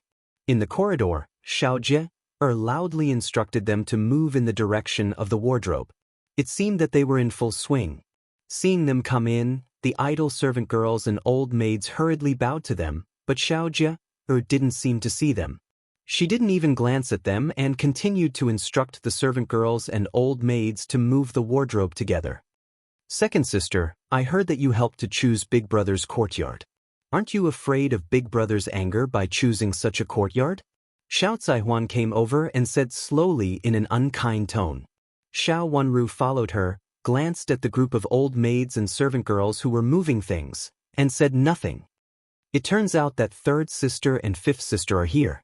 I'm so busy that I really didn't notice you two coming." Xiao Jie said, "If you are not busy, help me think of a way to move this wardrobe in a more convenient way and less likely to bump into it." It seemed that she was asking for advice from them, but in fact, she completely ignored Xiao Zaihuan's words, which made Xiao Zaihuan so angry that her face changed. As the lineal daughter of the third branch, she had always looked down on Xiao Jie, who had always been by Xiao Yanru's side. Now she was directly ignored by Xiao Jie, so how could she not be angry? "Second sister, don't be in a hurry to move things. Does Big Brother know that you chose this courtyard?" "Do Grandma and second uncle know that?" "Why not?"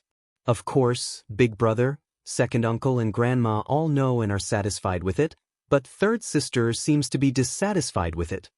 Xiao Jie glanced at Xiao Zaihuan with a bit of sarcasm in her eyes, completely looking down on Xiao Zaihuan. "Satisfied with it? Second sister, you won't forget that Big Brother is the lineal eldest son of the mansion, will you?" Xiao Zaihuan snorted coldly and her face darkened. "So what?" Xiao Jie didn't seem to understand the meaning of Xiao Zaihuan's words. Xiao Wanru sat down in the corridor on one side and calmly watched the two sisters quarreling with each other. She slightly raised the corners of her mouth. It seemed that it was not a simple matter. Even if Xiao Jie had 100 guts, she would not dare to deliberately humiliate Xiao Hua. So they were really satisfied with it? Of course, this was impossible. She would like to see what they were up to. "Second sister, your words are so frivolous. Big Brother is not only the lineal eldest son, but also the lineal eldest son. The lineal eldest son has always been the most noble. When you say this, have you thought about your identity?" Xiao Zaihuan said coldly, implying that Xiao Jie was a daughter of a concubine. She was neither the lineal eldest son nor the lineal eldest son. Xiao Jie was angry and her face turned livid. She put down the round fan in her hand and said coldly, "What do you mean, third sister? Do you think I didn't choose well?" "Second sister, there are many courtyards in our mansion that are better than this one, right? Isn't there a more suitable one in those empty courtyards? Did you choose such a courtyard to humiliate Big Brother? Xiao Zaihuan was also angry. She couldn't bear being criticized by a daughter of a concubine whom she looked down upon. In particular, she remembered what Xiao Jie had said arrogantly in front of her mother before, which made her feel that she was inferior to Xiao Jie. What nonsense are you talking about? Xiao Jie frowned indifferently and muttered, "There is no more suitable courtyard in this mansion. It's good enough to choose such a courtyard." "I'm talking nonsense. Aren't there a few good courtyards over there? What's going on? Are you going to keep it for your own use? Come on, let's go to find Grandma. We must make it clear. Why did you choose such a small and narrow courtyard for Big Brother?" Xiao Zaihuan was so angry that she came over and wanted to pull Xiao Jie away.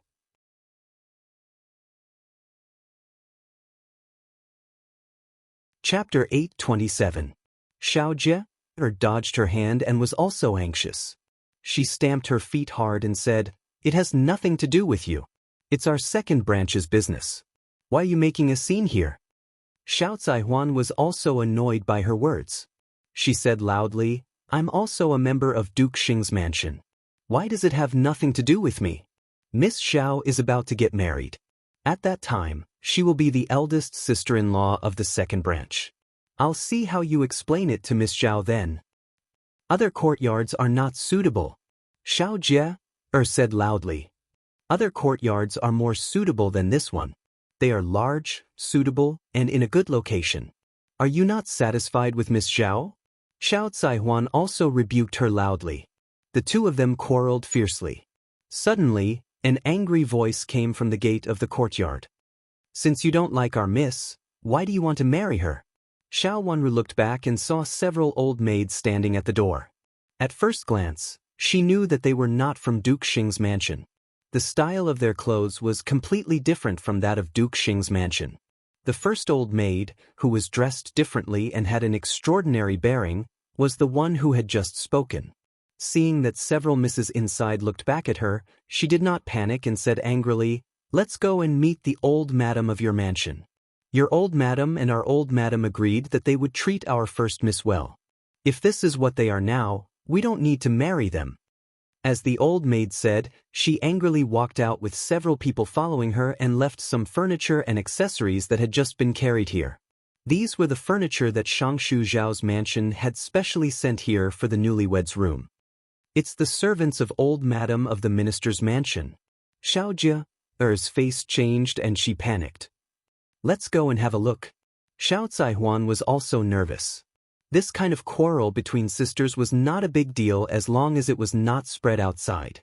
But now it was heard by the people of Minister Zhao's mansion, and they even wanted to break off the engagement in front of old madam. It was a big deal. Now they could only go to old madam's place. Xiao Wanru didn't want to go with them. She had nothing to do with the quarrel just now, so she didn't have to go with them. However, Xiao Zaihuan pulled her with a pale face, as if she would faint if Xiao Wanru didn't go with them, so she had to go with them. A group of people went to the Chuntang courtyard of Madame Dowager. Although they left late, they walked fast. Soon, they caught up with the people of Minister Zhao's mansion and entered the Chuntang courtyard together. Old Madame had already received the news and was waiting for them in the main room. As soon as they entered the main room, the nanny in charge of Minister Zhao's mansion stepped forward and bowed to Madame Dowager.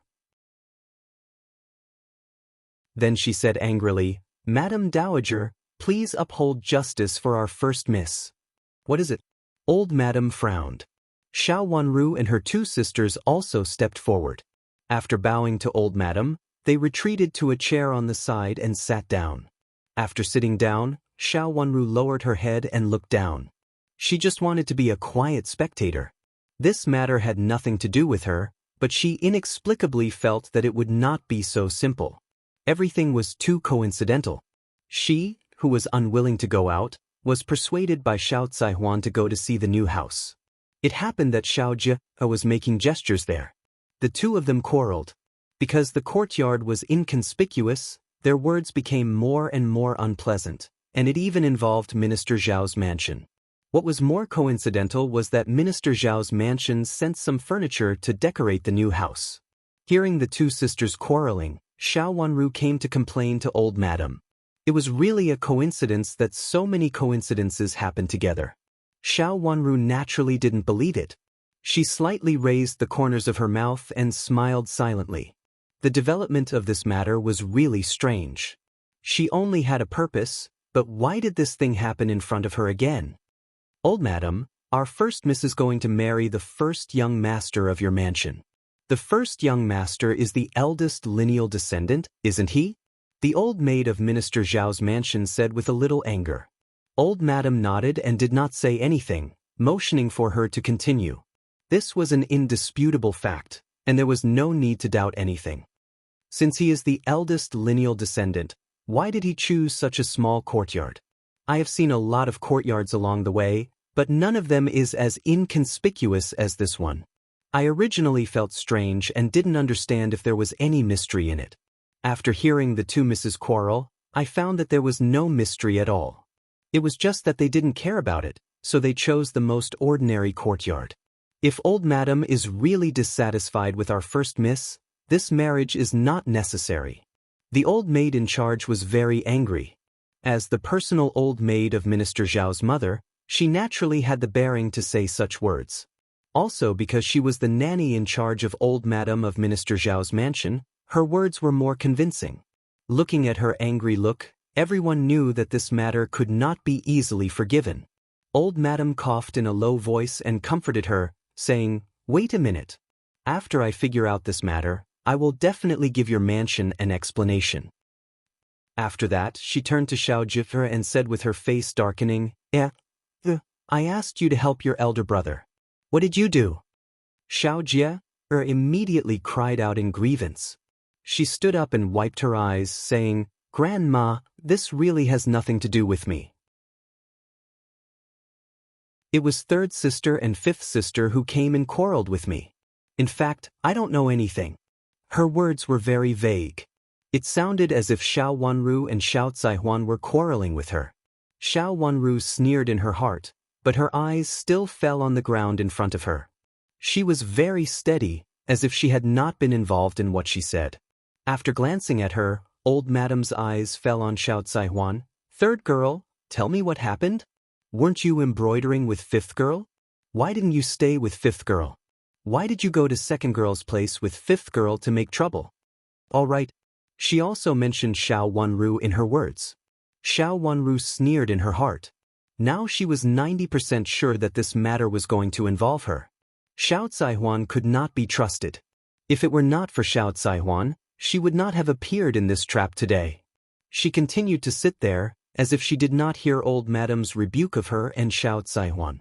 Xiao Zaihuan looked at Xiao Wanru, who was sitting there motionless with her head down. Seeing that Xiao Wanru still had no reaction, and then looked at the angry old madam, she had to answer. "Grandma, I was embroidering with fifth sister. I happened to be tired, so I came out for a walk with fifth sister. I didn't expect to see such a courtyard." Xiao Taihuan paused and glanced at the supervisor nanny of Shangshu Zhao's mansion. After hesitating for a while, she said, "Second sister was in that courtyard, and then second sister quarreled with me." There were some words that couldn't be said in front of the supervisor nanny of Shangshu Zhao's mansion, so Xiao Zaihuan's words were extremely vague. "Third sister, what are you talking about? Did I come to quarrel with you? I was helping eldest brother to decorate the new house, and fifth sister and I came over and blamed me without saying a word. Why did it become my fault now?" "Grandma, it was obviously third sister and fifth sister who started it." Xiao Jie felt aggrieved and defended herself. It was another fifth sister. In fact, fifth sister just sat there and watched them quarrel for a while without doing anything. Xiao Wanru turned her eyes and became quiet, but she still lowered her head, looking very obedient. Compared with her two sisters who were at loggerheads, she was much better. "Did we pick it? It's obviously you. You picked such an inconspicuous new house for eldest brother. There are so many good courtyards, but you picked such a one." Xiao Zaihuan couldn't stand Xiao Jie's accusation anymore, so she glared at Xiao Jie and retorted, "Old madam, I'll ask for your opinion on behalf of old madam. Why did you pick such a poor courtyard for our first Mrs. New house? Our mansion promised to pick the best one before. What's going on now? Are you not satisfied with our first miss? As soon as Xiao Zaihuan said this, the nanny in charge of Minister Zhao's mansion immediately followed up and criticized angrily. The previous courtyard. Old Madam frowned and couldn't continue for a while. She looked up at Xiao Wanru. Everyone in the mansion knew that the Piaoyun courtyard where Xiao Wanru lived now was the original new house, but now it had been occupied by Xiao Wanru, so they couldn't ask Xiao Wanru to give it up again. Our mansion promised that they would leave the best courtyard for our first Mississippi. The two families had been talking about marriage for a period of time.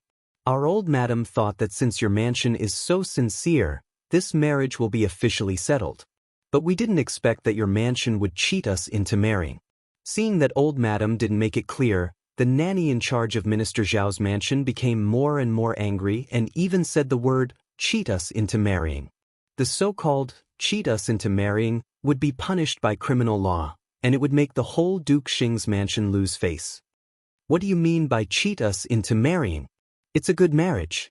How can you say that it's cheating us into marrying?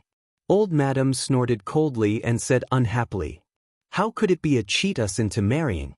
Our mansion has been trying our best to prepare for eldest brother's marriage. Xiao Zaihuan answered angrily. If Xiao Hua An's marriage failed, Xiao Zaihuan would feel guilty. At this time, of course, she tried her best to agree with old madam's words. Xiao Jie also said anxiously, our mansion didn't cheat us into marrying. It's just that the previous courtyard has been given to fifth sister. How can we ask fifth sister to give it up again now? We have to wait until fifth sister gets married before moving again. Now we just need to make Miss Xiao suffer a little. It's just that it will only take 1 month, not too long. Xiao Jie mentioned Xiao Wanru again, and it was the kind of unavoidable. Xiao Wanru sneered in her heart, and then slowly raised her head with an elegant and cold smile. Are you here to fight over who the courtyard I live in now belongs to in the future?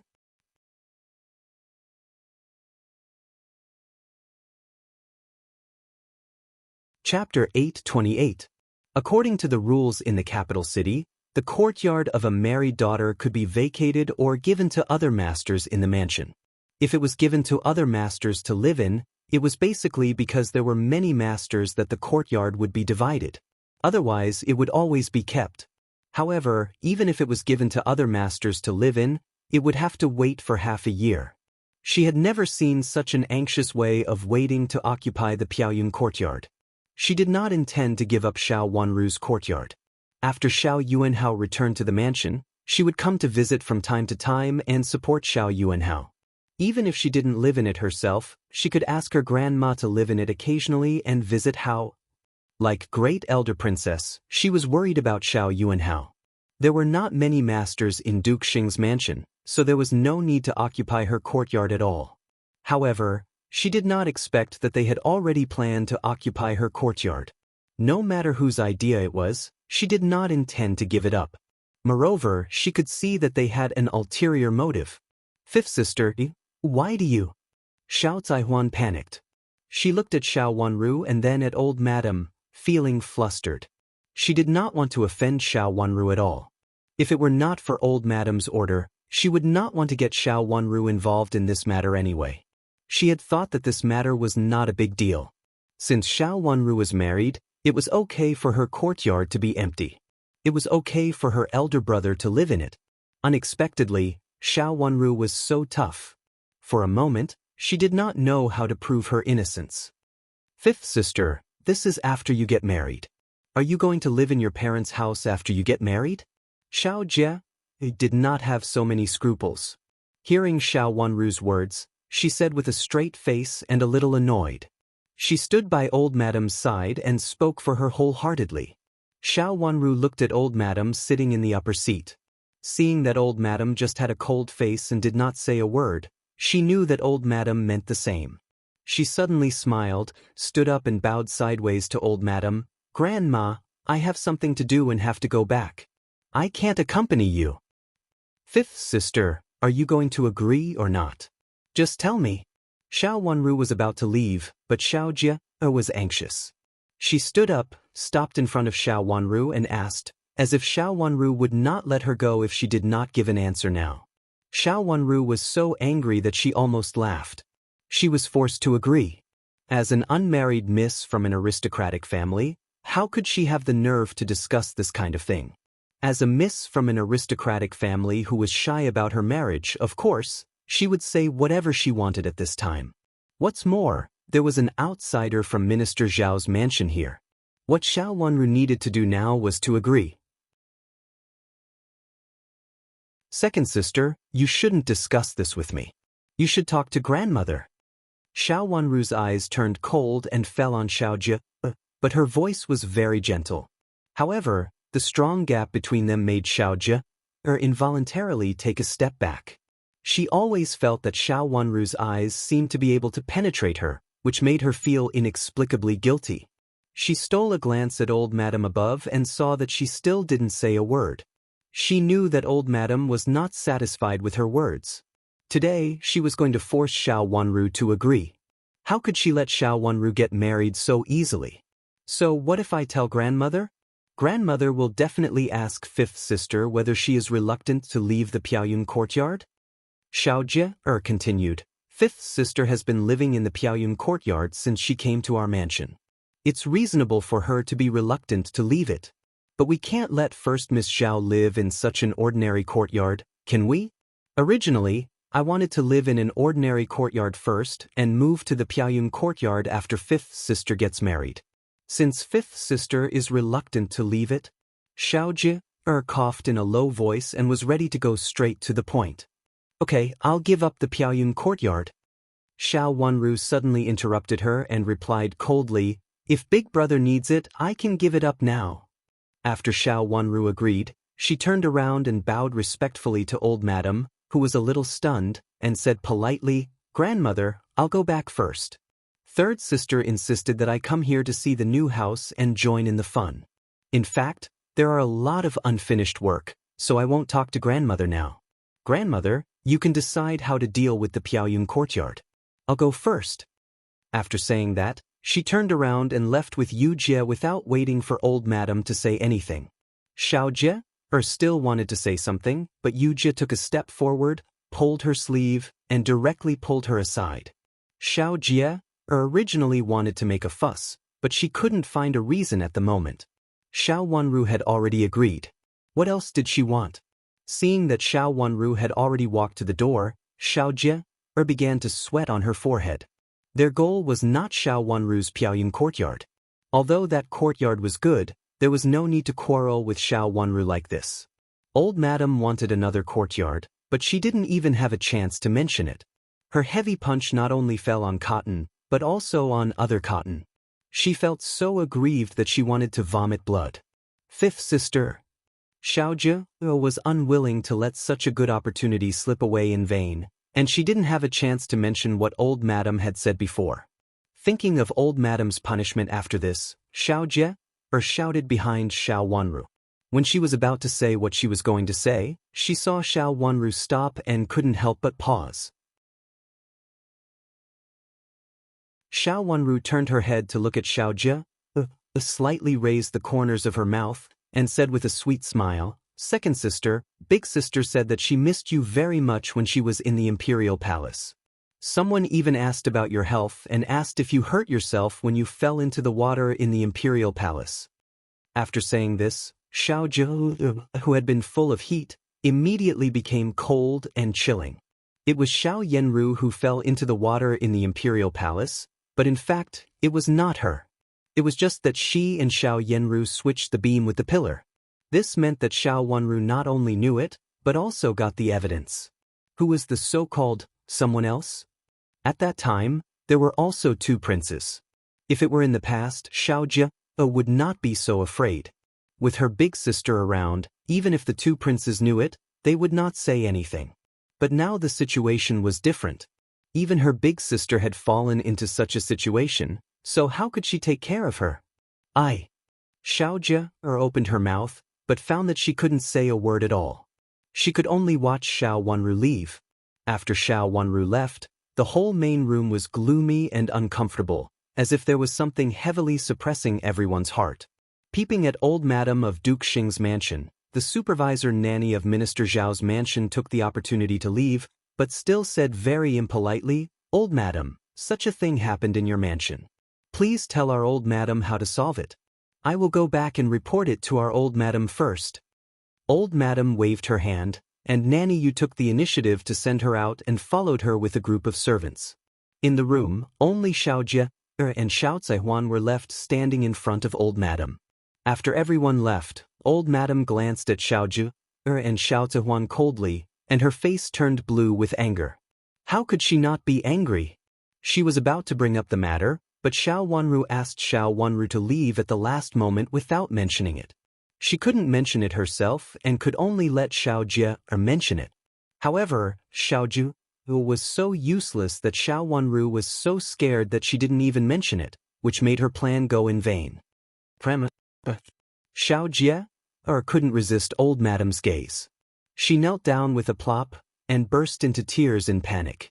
She was really afraid. Xiao Jie had always been afraid of old Madam, Madam of Duke Xing, and Madam Jiang. After being called over by old Madam that day, she also wholeheartedly wanted to show off in front of old Madam. She had thought that it was not a big deal and just mentioned it. After that, old Madam would be in charge of the matter. As long as she mentioned it, she would complete the task old Madam had ordered. Unexpectedly, she didn't mention the name Chu Huan Courtyard to Xiao Wanru just now. That was old Madam's real purpose. The courtyard where the heir of Duke Xing lived in the last life was also the courtyard where the heir of Duke Xing's mansion lived for generations.